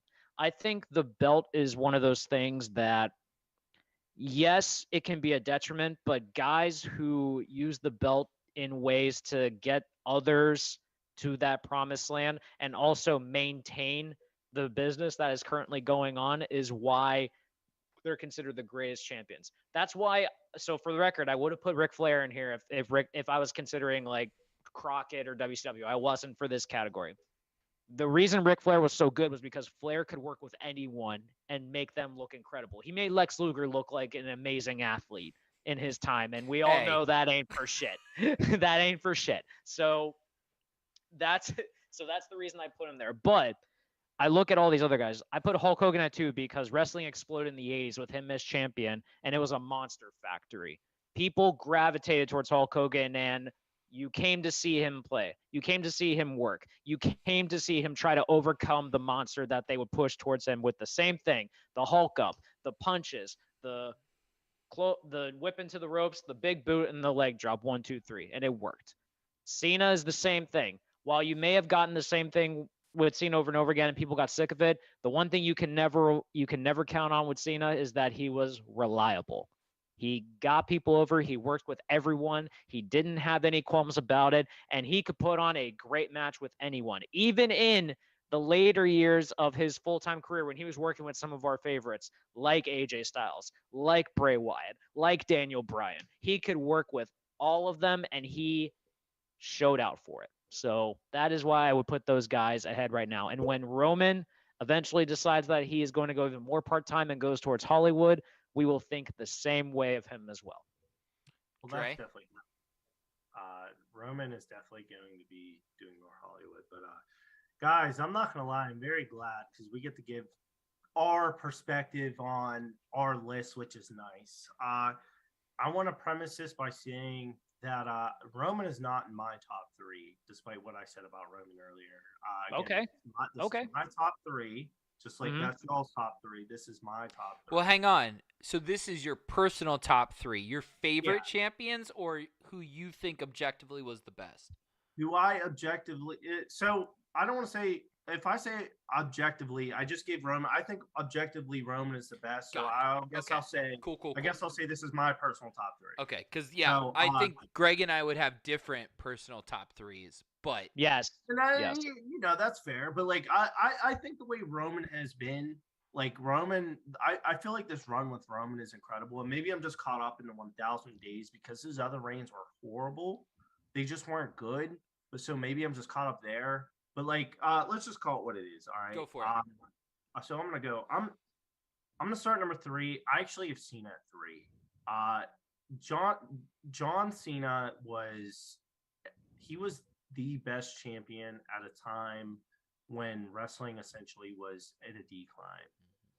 When they went through things like the PG era and the ruthless aggression, which was trying so hard to cling to what the Attitude Era was. The bottom line is that the Attitude Era was the peak, but when wrestling was bad or when it was at a decline, Cena took the brass ring and he carried that company on his back. And did it every single week, whether you love him, whether you hate him, you sure as hell have to respect him. He went from the doctor of thugonomics, having his own intro right there, which was Heat, rocking this backwards hat, jerseys, always rapping with his promos, which some people loved, some people hated. Don't get it. I loved it. You had him with his big ass chain on his neck and the lock, war life. You know, like the John Cena crawled so Max Caster could fly. Just saying. The bottom line is that he went from that to hustle, loyalty, and respect, and like at that point, it wasn't even a persona. He was able to just be him. Yeah. When he was him, it was dope. And WWE needed someone like that after The Rock left, after Stone Cold was gone. it was tough. It was very tough times, and Cena was that guy, and he's willing to do that, and he carried that company every single week, and it was genuinely dope. But I have him at 3. I'm gonna go with number 1 before I go to number 2, because number 2 is gonna cause a little controversy. We're all about the controversy here. Good, Go ahead. of course. Number 1 is Stone Cold Steve Austin. There's no debate. Best era, best champion. Again, Josh said it best. When the glass shatters, everything changes. I don't care if you're 6 or 65. If you're a wrestling fan, Stone Cold, and when that glass shatters, shit changes. I mean, I'm 31. Again, 33, 31. Josh, Greg, respectively. You cannot sit there and tell me you did not watch WrestleMania and get the fuck out of your seat when that glass shattered and he walked down to the ring to face Kevin Owens. Like, oh my God. He was walking down there when he was 35. Correction, he took a 4-wheeler down, but the point is the same. I like it. He was headed down there to stop a mud hole in Kevin Owens and walk it dry. That's what he was going to do. And Kevin Swagger, I couldn't believe it. And he was taking suplexes on the outside. You could tell Kevin Owens was just like a kid in a candy store waiting for that to happen. Oh yeah. No, and I love KO. KO is my favorite wrestler right now. Like, he's my favorite guy to watch. But like him taking over the Stunner, him wrestling Stone Cold, like, it was a dream come true. So I want to say that. But number 2, and this is where the controversy is going to come. And I love stirring the pot a bit. If you say Kyrie Irving, I'm going to drive to Pittsburgh right now and whip your ass. Actually, I was going to say James Harden. But okay. I love it. Number 2, I feel like he's a guy who's very underappreciated. And again, you could maybe point to some recency bias. It doesn't matter to me.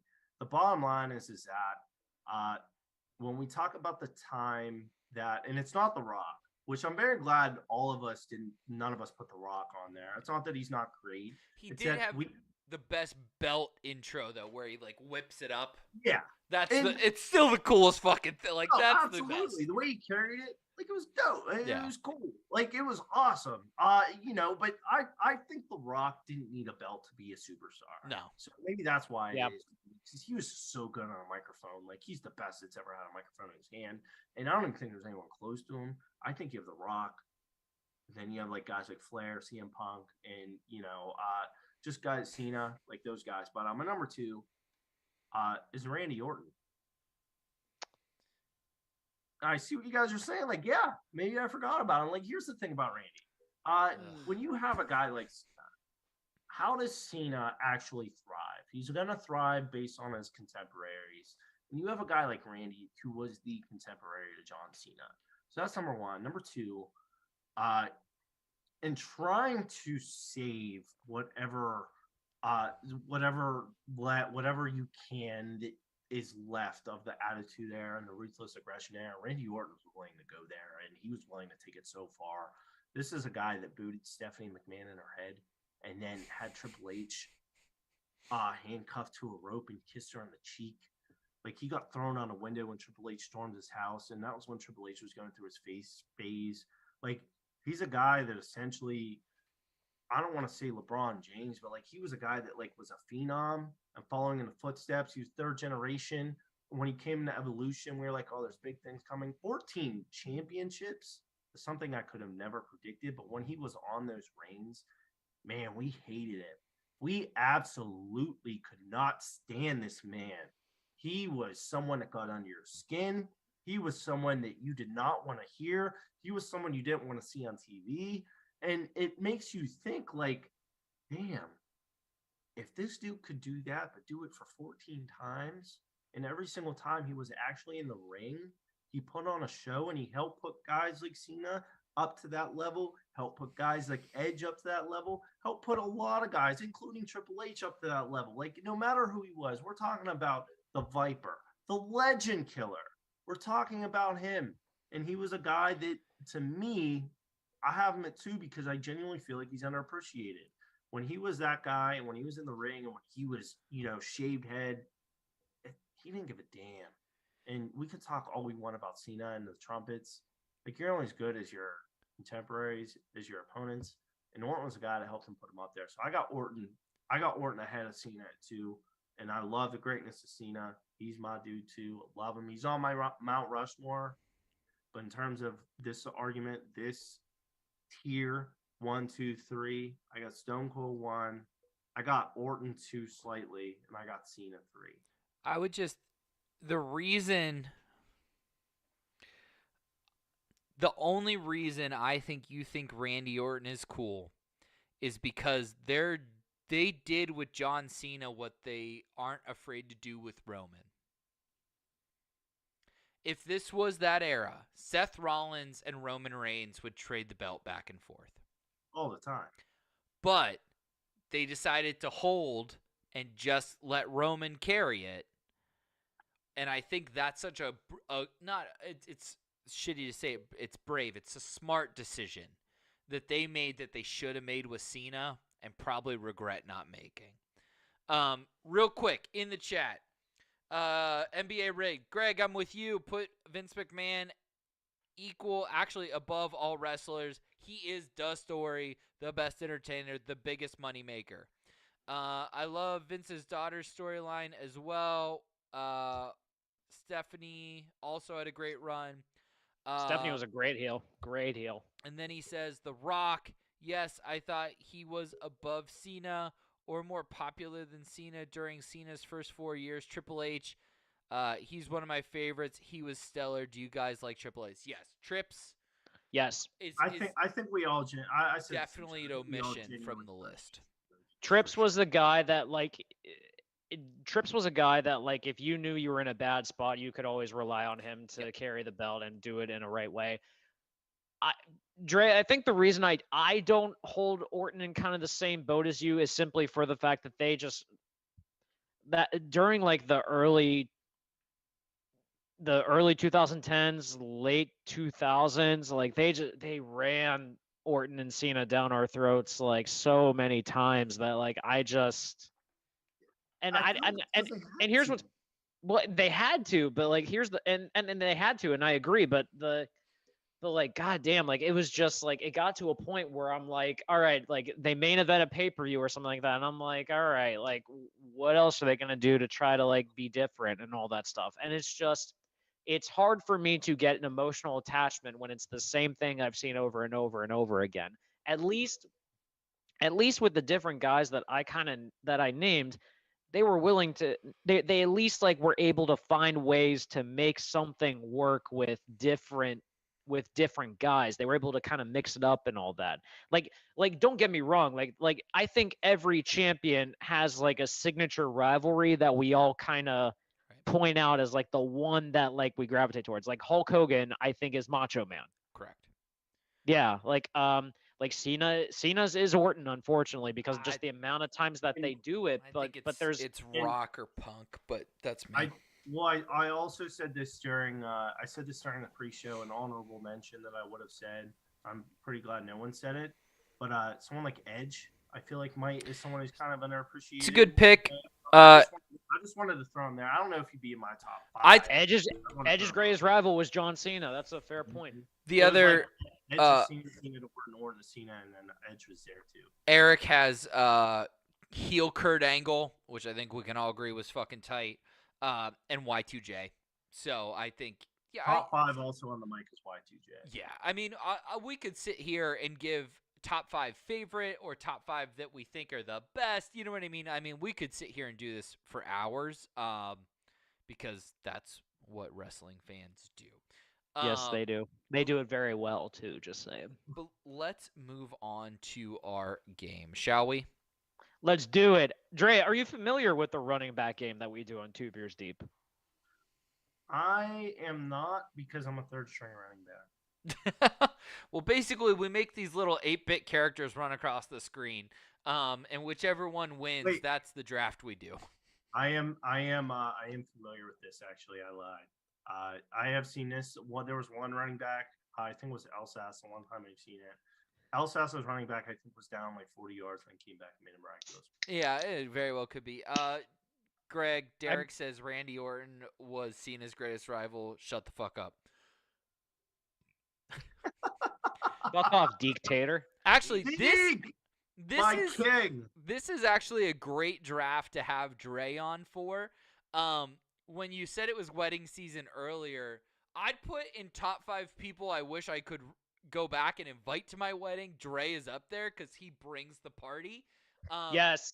So we're Right, going to can't do the confirm. bachelor party draft.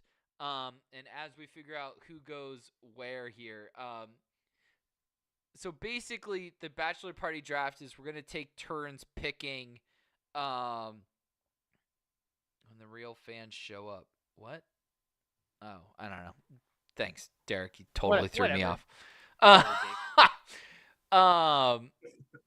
Fucking hell. All right. So, basically, I'm gonna go ahead and let that finish. Wee. Okay. Get there. So the bachelor party draft. Let me find the rules here. Okay. You get with your 5 picks. You have to pick the destination, the activity, the song that is iconically remembered for the bachelor party, a celebrity guest, and God. the worst guy that you don't want. So, like, pick an archetype that always shows up at the bachelor party. Oh, I was gonna say we can't pick an actual person because that would hurt people's feelings That so would hurt bad if we people's did feelings. that. Okay. Yeah, that's fair. So the draft goes Greg, Josh, Dre, and we'll just do it. We'll go back to the top. We will not serpentine. What was the third?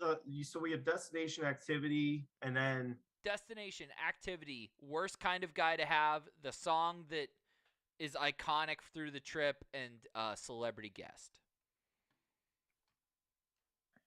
okay, perfect. Okay. Just want to make sure I have everything down. I got to run in like 5 minutes. You 3 stellar gentlemen are lighting up the sports entertainment. Love all 3 of you. Spectacular takes on sports. Great conversation. Thank you so much, NBA Rigged. And we'll make sure we get hooked up with you on email so that we can do NBA Would fantasy love a next fantasy season. basketball league with NBA Rig. Yeah. Absolutely. Appreciate you, NBA Rig. Love you. All right. Did I say So- that right? I'm up first then. Yes, basically sir. with this. Okay. Almost. I'm talking to me. All right. You're good. Oh, okay. All right. So destination. Going destination first. Okay. I'm gonna go I'm gonna go destination first. I'm not gonna pick Vegas because I think that's a cop out. Greg, I'm a also big- please keep in note that whatever you say will happen for you whenever. Oh fuck. if that ever happens. So just If be that ever happens. I'm Greg. I want to go to Napa Valley for wine country. No, can I be on? I'll be honest. Like I was in Detroit this past couple of days, and I picked up a magazine that was like a beer drinker thing because it was like it had all of like Michigan's breweries and stuff. I didn't realize how many were in fucking Grand Rapids alone. I was like, holy shit. I was like, Jesus Christ, I could die on a weekend in Grand Rapids more than likely, but I'm not gonna go that route. If I had to pick, it's a city that I love being in. I did not get a chance to fully experience it because it was during Lent and I wasn't able to, and I didn't drink, but I feel like I would have a ton of fun there. For a bachelor party destination, I would do Toronto. I love that so much. I love being in Toronto. It's so clean there. Like they have the LCs on every single corner are just incredible and they're perfect timed as well. And just like the King Street is just incredible with the amount of bars that are there. And I don't know, I feel like I would have a lot of fun in Toronto if just with all the stuff that you could do up there. So give me bachelor party destination, give me Toronto. So I hear Toronto is actually the second, maybe third best city to go to, and I've never been. I feel like Toronto is propped up because of Drake. I actually hear Montreal is a lot crazier. I believe Wow. it. There's a lot more things legal. Yeah. So, and that might be part of it, but like I definitely want to go to Toronto. So I love that. Toronto's beautiful. It's under the radar. Beautiful city. It's so nice. Yes. All right. I'm up, and with my first, my crew, that I do bachelor parties with normally, they get after it in the alcohol department, and I feel like there's one person who could maybe take us a tick above where we've been previously in bachelor parties. Give me the machine, Bert Kreischer. Oh, that's a great pick. Wait. So we're going to Toronto with Bert, but No. He's picking Bert for like his celebrity appearance for his bachelor party. You get to pick so all of It those. doesn't have to be okay. So it could be any order. Yes. Yeah, Any order, bud. Any order, I thought bud. you were picking your destination. No. Like it's whatever you want, bud. Okay, perfect. There's a ton of celebs, so I'm not going to go down that. I Yeah. love Bert. I love that pick. I want to make sure I get my destination right. And with Toronto being gone, I feel like this isn't Josh's vibe, so this is cool by me. And if I'm not trying to offend you or anything, my dude, I just feel like it's not your vibe, But if I want a bachelor party and it's not going to be Vegas, because again, I believe that's a cop out. I'm looking at a city. I want to go party in a city where the heat is on all night, all day, and get my freak on. So I'm going to Miami. Oh bitch. my Welcome god. to Miami. Hey, and I'll be there in a couple weeks. I don't know if I get to experience all of it myself, but hey, I'm going. And if I'm going as a bachelor, for the bachelor party, like it's gonna be a hell of a time. I hear Miami is a hell of a city. It truly doesn't get better than South Beach. There's just something different about that Florida air. You're talking about the deepest South, and you're on that sand. It's supposed to be different. So Yeah. I need to experience that. So Miami's where I'm going. So Josh, have I told you, by the way, that the reason that Dre loves wedding season and all this so much is because he's an expert matchmaker, from what I've been told. A lot. You've just a been lot told of that? these- I've been told that. Oh, yes. you've just been told that. Yes. Oh, okay. From what I've gathered, he is Uh-huh. an expert You're matchmaker. really lucky Derek's not here. Yeah. Eric, you can listen to the comments right now. So yeah, a lot of these weddings that Dre's going to, he literally set up and stuff. He got that hookup, if you will. NBA Rigged is going to Ecuador for his bachelor Damn. party. Okay. That's pretty crazy. Interesting. Okay. It's Ecuadorian. Derek is going to your mom's house, Dre. He's a great lake. I'm just trying to. All right, cool. You're good. Move on. Greg, you married yet? Deke wants to know. No, not even close. You're up on the wraparound though, bud. So No, you got your no. second. We're going back to the Oh, top. we're not doing the wraparound? Nope, Okay, I okay. stated that you weren't. Watch the listening. Okay, show got- once in a while. Sorry. Surprise. Sorry. Okay. I'm trying to think about this. So, guy I don't want on my bachelor party. Ooh, okay. Wow. This one's tough because I feel like for my bachelor party, I would be very strict with who I'd invite. It always happens, Greg. No matter what. There's Yeah, I always know. that guy. Or gal even, in fairness. True. But That means Steph's coming on the bachelor party. I got it. yes, more than likely. If I had to, I would probably say I do not want someone who.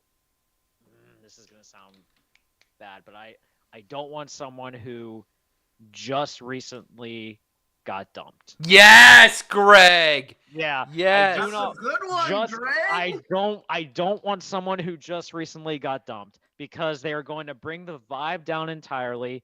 Me naturally as the person I am, I'm going to try to make them Yep. comforting and feel better and stuff that I won't get to enjoy my actual bachelor party. So therefore it's going to be a conflicting thing. So that's kind of the area I'm leaning towards in that sense. I don't want someone who just got dumped to come to on my bachelor party. I think that's an elite pick. And The only reason he wouldn't be my pick is because I feel like if I ended up with one of those, that's where Bert Kreischer comes into play. Guy we great. don't want for me, the guy who doesn't pay his tab. Oh, damn, that's the worst. The guy who's like, well, I brought chips. Okay, motherfucker. Congratulations. It's That a does bachelor not party, man. abstain you from the $3,000 bill that racked up for everybody else this trip. Fuck you, pay it. The second bachelor party I ever planned, there was one of those, and it really fucking sucks. So. Are you serious? Oh yeah, please I was out a lot of money. It was bad, but I'd be pissed if I were you. would Yeah, be I don't too. blame you. Yeah. Dre. So the guy I don't want at my bachelor party is quite simply the guy that has to check in with his significant other. Oh no! I don't Oh, want that no. person because you can't do what you want. It's a bachelor party, and I will not see more than that. We're men. We gotta sit down. Just leave it Oh, there. that might be a better pick than mine. That's a good point. Wake up and you're like, "Hey, baby, how are you? We did this, and this yesterday." Like, no, I'm gone for 3-4 days. I don't fucking know you. I don't want to talk to you. I'll see you when I get home. I'm gonna be the I biggest don't nuts. know I'm gonna you. miss you. But I need 3 days, 4 days away from you, and I don't want it. You know, no disrespect. I love you, and I will always love you. But I do not need to check in with you every day. Maybe a text at like noon at lunch, like, "Hey, I just ate. I'm alive. Cool. Talk to you tomorrow." I just ate. I'm alive. That's fair. That's a very fair point, actually. If you are dating a woman that all she wants to know that you are alive that day, that's all that matters. In fairness, Cool, that's you made all it. that matters. You Yeah. made it. Like, you know, she's giving you your space. She's also taking her space, which I think is very important. But like, if you're sitting there like Now we're in a checking in, relationship it, advice. it's like Roman Reigns said, it's like missionary every single night. Like, I don't want it. Greg, you're up. Oh, damn. Okay. So I have You I have have celebrity. activity, celebrity, and the song. Oh, geez. Song's gonna be really difficult, honestly, in my case. Activity. Honestly, Shut up, like this might kind of suck, honestly, but activity, like during the day, I literally just want to go to as many breweries as possible. So I just want to go to I just want to do a brewery crawl, like at least once. That's Well, fine. That's a yeah, great brewery- pick. Brewery crawl is all I ask for, at least on one of the days. Like the Just end to go of to New as many as Girl, possible. the Great Crawl. Absolutely, I'm fucking Yeah, all yeah. in. The great crawl is all I ask for. In like Toronto, holy yeah. shit, we'd be There's- fine. there's plenty of breweries in Toronto to get hammered at. So yeah, that's exactly what I want. I want a brewery crawl at least at one point. Deke says actually you're picking a whiskey tour. Oh, And I'm God, with help. you wholeheartedly on either one. I do love whiskey. Whiskey and too. tequila. Whiskey and tequila are my two liquor of choices. So Fun fact, Greg is the only one from Thoughts on the Bench who's been at my apartment, and before he went to the bar, we shared a glass of bourbon together, and it was lovely. Yeah, we're And you- aware. and you- Okay. and you were thrown off by the fact that I didn't ask for it on the rocks, which was like, was, 'cause which it- apparently was sacrilege or something like Well, that. no, it's not sacrilege. It's sacrilege to me, but like I don't judge anyone for it. My point is that I'm a neat guy. Mhm. I drink my whiskey neat.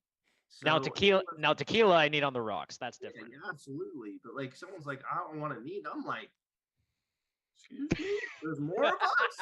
We exist. Yes. So I've done the full gamut on bachelor parties where You are very well experienced in I this, really I am imagine. at this Yeah. point. Been very lucky. I have a great group of friends that I've really. But I'm gonna take it back to my bachelor party, Okay. which was very low key, and there was only like 4 of us, but it was the best. And I would need to rent this place out, kind of thing, and I would need a bigger group to do it with. But again, keeping in mind that I have Bert Kreischer with me, and I've already said that I'm not gonna have the guy who doesn't pay, so we're all gonna pick up this tab together. I'm renting out laser tag. This is a lot of fun. Somebody's I love blowing out it. a knee. That's There's like electric. a fist fight that's gonna break out. That's Like, incredible. So yes. fucking good. Give That's me amazing. laser tag. That is we've played paintball before, but paintball's outside, so like you're relying on weather at that point, and so Right. yeah, give me laser tag, especially if we rent it out, right? Who cares if we've got beers in there? You make beers capture the flag. Whoever empties the other team's cooler first wins. That's pretty simple to me. That's incredible.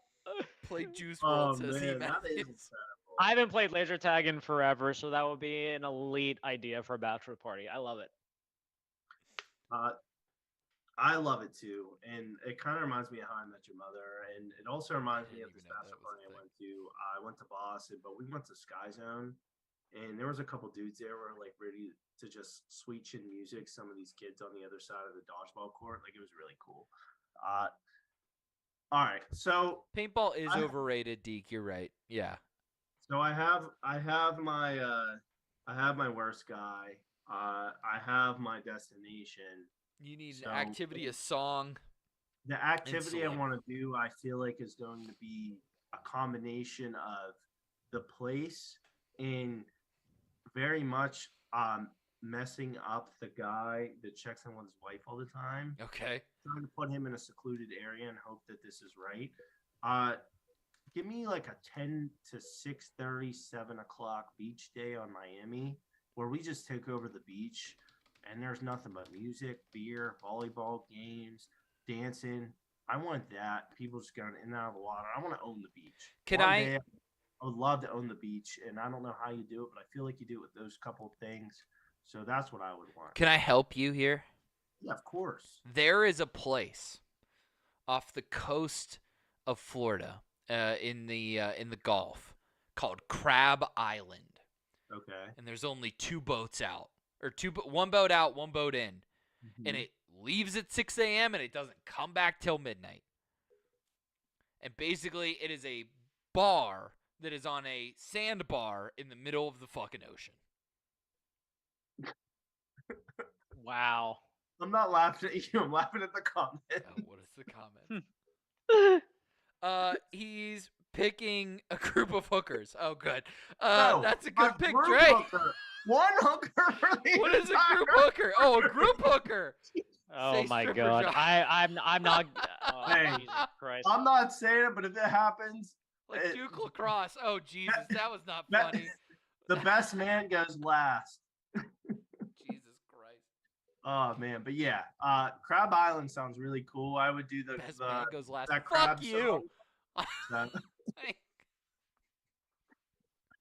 But yeah, that's what I would do. All right, fuck you. Greg, you've got your guy you don't want, your activity, your destination. You need a song and a celebrity.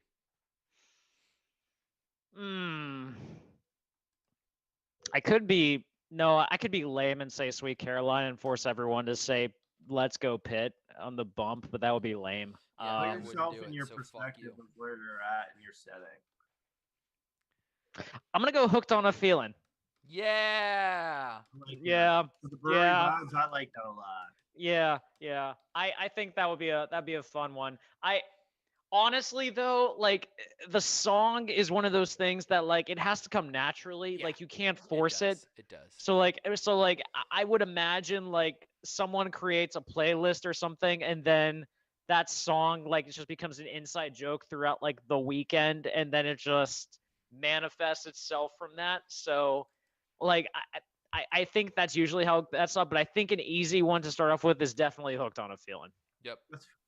And I wholeheartedly agree. You can't Mhm. force the song, but the song kind of takes over the group, and then it just Absolutely, yes. becomes a part of the trip.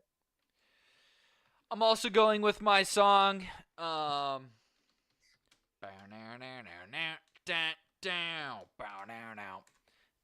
Life's Been Good. It's by Joe Walsh.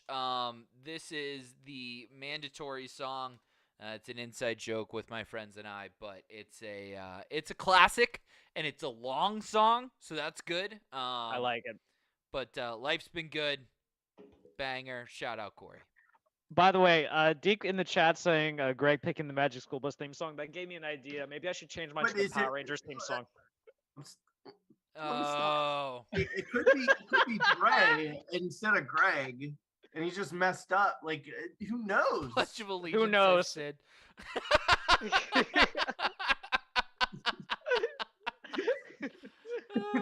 It's GRE. Like, I don't know. And Deke's losing it. Yeah. Shit. I'm I glad like we're it. entertaining him. I'm glad we're entertaining him. That's all that matters. I'm gonna go with my celeb because I know my song is safe, and Okay. even if it's not, there's so much music out there like we can vibe with Okay. when I'm in my setting. Celeb for me is easy.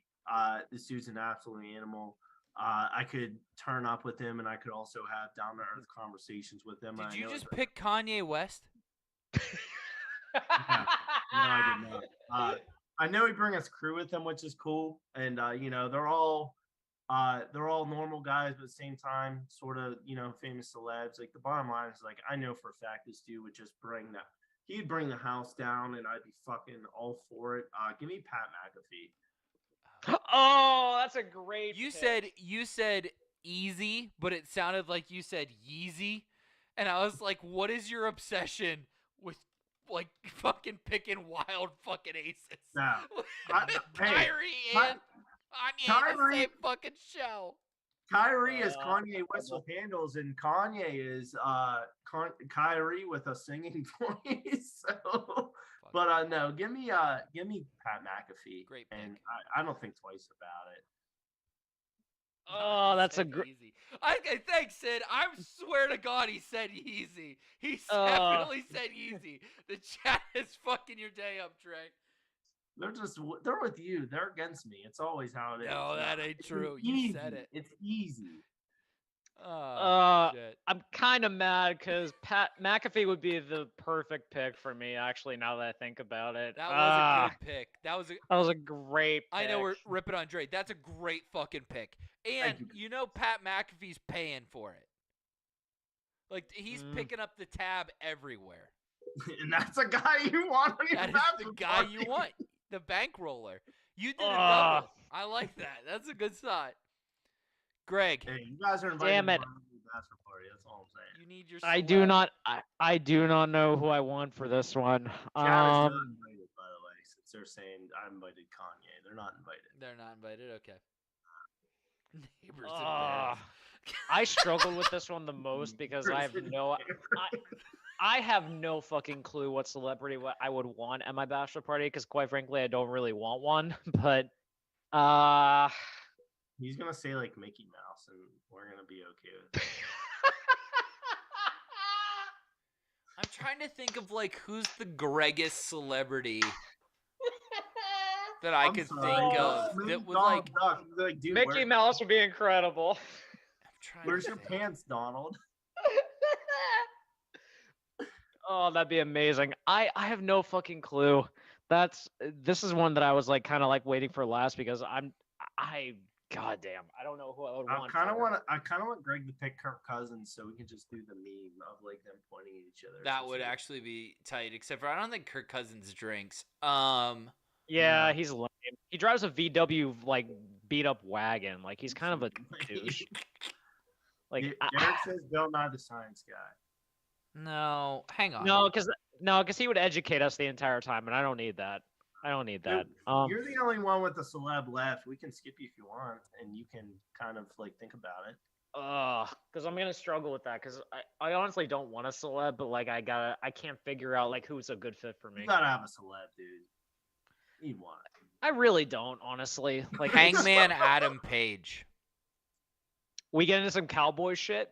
I think like I'm trying to think of like because like saying Andrew McCutcheon or like somebody that's like on your like bucket list to meet is bad, but like Right. somebody where you're like, this is awesome that Hangman Adam Page is here. I think like I'm trying to think of like somebody that's like fun like that you just like, because I've been really hammered with you a number of times where like Right. I feel like that one thing that would make you just like every time you look at that person like give the Greg like. I got the Hangman perfect guy Adam in my Page is mind. here. Who? Jonah Hill. No, Greg would turn and say like, "Wow, Jonah Hill is at my fucking thing," or Actually, as someone who's going to have a hand in planning your bachelor party, whether you don't want it or not, Ryan Votash is your celebrity guest. God damn it! Fucking shoot me. Got him. Chip. Oh, Chip would be a good pick. Chip's a better pick. Do you want to go Please Chip? change it. I'll give you Chip. Chip. Is a All way right. better pick than Chip is a great one. Votash. Yes. That'll also be great on the graphic. Yeah. Yes, Chip is a way better pick than Votash. Chip Absolutely. Chip is good. I like Chip being the pick. That's a good pick. Yes. Chip would be a lot more fun than that fuckhead Votash. Yes. Yeah, that's good. I like Chip. Okay, I'm up. I've got my place, and you fucking idiots skipped right over it. You both went with your destination, and I knew I was fucking gold. I've had a not my bachelor party, but I've planned a bachelor party here. It's the fucking best. It's Nashville. You got a place to crash too, so you don't have to pay for a hotel room. No, Can't go wrong with that. we're paying for a house. Fuck that. Not that I don't want to stay with Derek, but we're paying for a house. You haven't lived until you've been woken up by a 1-year-old dog that just leaps on you while you're still sleeping. You it's haven't nice. you haven't lived till I woke you up after the first night of heavy drinking with Taylor Swift's greatest hits, and that's happening in Nashville. Can I change my song to Anti-Hero? Nope. song I like slaps. Chicago Let's call it how it is. Anti-hero slaps. Yeah, it really does. Yeah. Oh, I should have picked Last Friday Night by Katy Perry. That would have been that's one that I vibe to. Or Dark Horse. That doesn't surprise me. Dre, you need your song. So there was an era in freshman year where Firework was actually lit as hell. With like the people that lived on my floor, and it was really cool. But the song's easy. It's my bachelor party. It's about me. I'm gonna pick the greatest song of all time, and it's gonna bring the entire beach to the party. If you say OPP, I'm done. Nah, it's Return of the Mac, dog. Oh, damn it. That's an elite pick. It's Elite good one. pick. It's the elite of elite songs. I think it's the greatest song ever created. This dude made one song, and it was perfect. When the entire like bachelor, when the entire like everyone there just goes, oh, and just belts that out. It'd be a vibe. It'd be a vibe. And then the beat drops, and everyone's just dancing on the beach. Like, think about it. Like, the mood is perfect, you know? And Pat McAfee's jumping off the top of a lifeguard stand into some sand. That's incredible. Okay, so Deke just submitted his. His destination is Nashville. Yes, he said Yeezy again. I heard it. Destination is Nashville. And then guy he doesn't want is the guy who makes new friends and tries to add them to the group activity. For sure. Oh, that's the worst. But in fairness, that's also Deke. Very serious karaoke song. Oh, Mr. Brightside. His celebrity is Adam Sandler. I don't see an activity on here. Oh, We're just vibes. I'm so sorry. His activity is karaoke, like serious Jesus karaoke. Christ. Karaoke. Okay, cool. I love that. I love that. Karaoke bar would actually be a lot of fun on a bachelor party, Especially I in think. Nashville. Yeah, Nashville is the spot. So I feel like Deep Psycho made a morph of me and Greg, calling us Gray. Yeah, I believe so. Yes. Yeah. Per the That's a chat. very good point. Yeah, that's very on brand for Deke. Yeah. No Chat GPT this week. That kind of brain power can only be reserved for our fearless dictator. Yes. I just can't. I fucking bring myself to do that. Sorry, everybody. Dictator. It's gonna get over, baby. Deep mashed potato. All right, I'm sorry. That was horrible. Too much, Trey. Stay in your All lane, right. bud. Stay in your lane. Dre, thank you so much for joining us, man. You kick ass. We appreciate you. You did a great job. Except for the whole Kyrie thing. It's fucking wild. See, this is what I mean. Like Dre and like Josh and I actually put like extra thought into our things, and you just drop Kyrie Irving into us and cause a massive stir. Like, Telling you. God bless. I can't wait to see the group chat with Ping just like crying after this now. So this is Yeah, gonna he's be on fun. that flight right now. And he's definitely just thinking about it 30,000 feet in the air. He's like, maybe it makes trapped. sense. Oh, he's stewing. He's trapped He's in a stewing. glass case of emotions. He's stewing. He's stewing. The moment he lands, he's gonna text Jackie and just be like, "You're never gonna believe what this asshole Dre just did. I'm so goddamn mad." Yeah. NBA rigged, Sid, Deke, Ping. Thank you all for chiming in the chat. Man, what a great show, boys. Thank you so much for coming. Very honored to be humbled. I love you guys and thank you. As always. Yep. 2 beers deep forever. Absolutely, bud. Thank you as always. You can catch us on YouTube and on wherever you get your favorite podcast, whether it be Spotify, Google Podcasts, or whatever other streaming service. And until then, we will see you next Thursday as well with our fearless dictator back and at it. Dre, thank you for coming in, and say goodnight, Derek.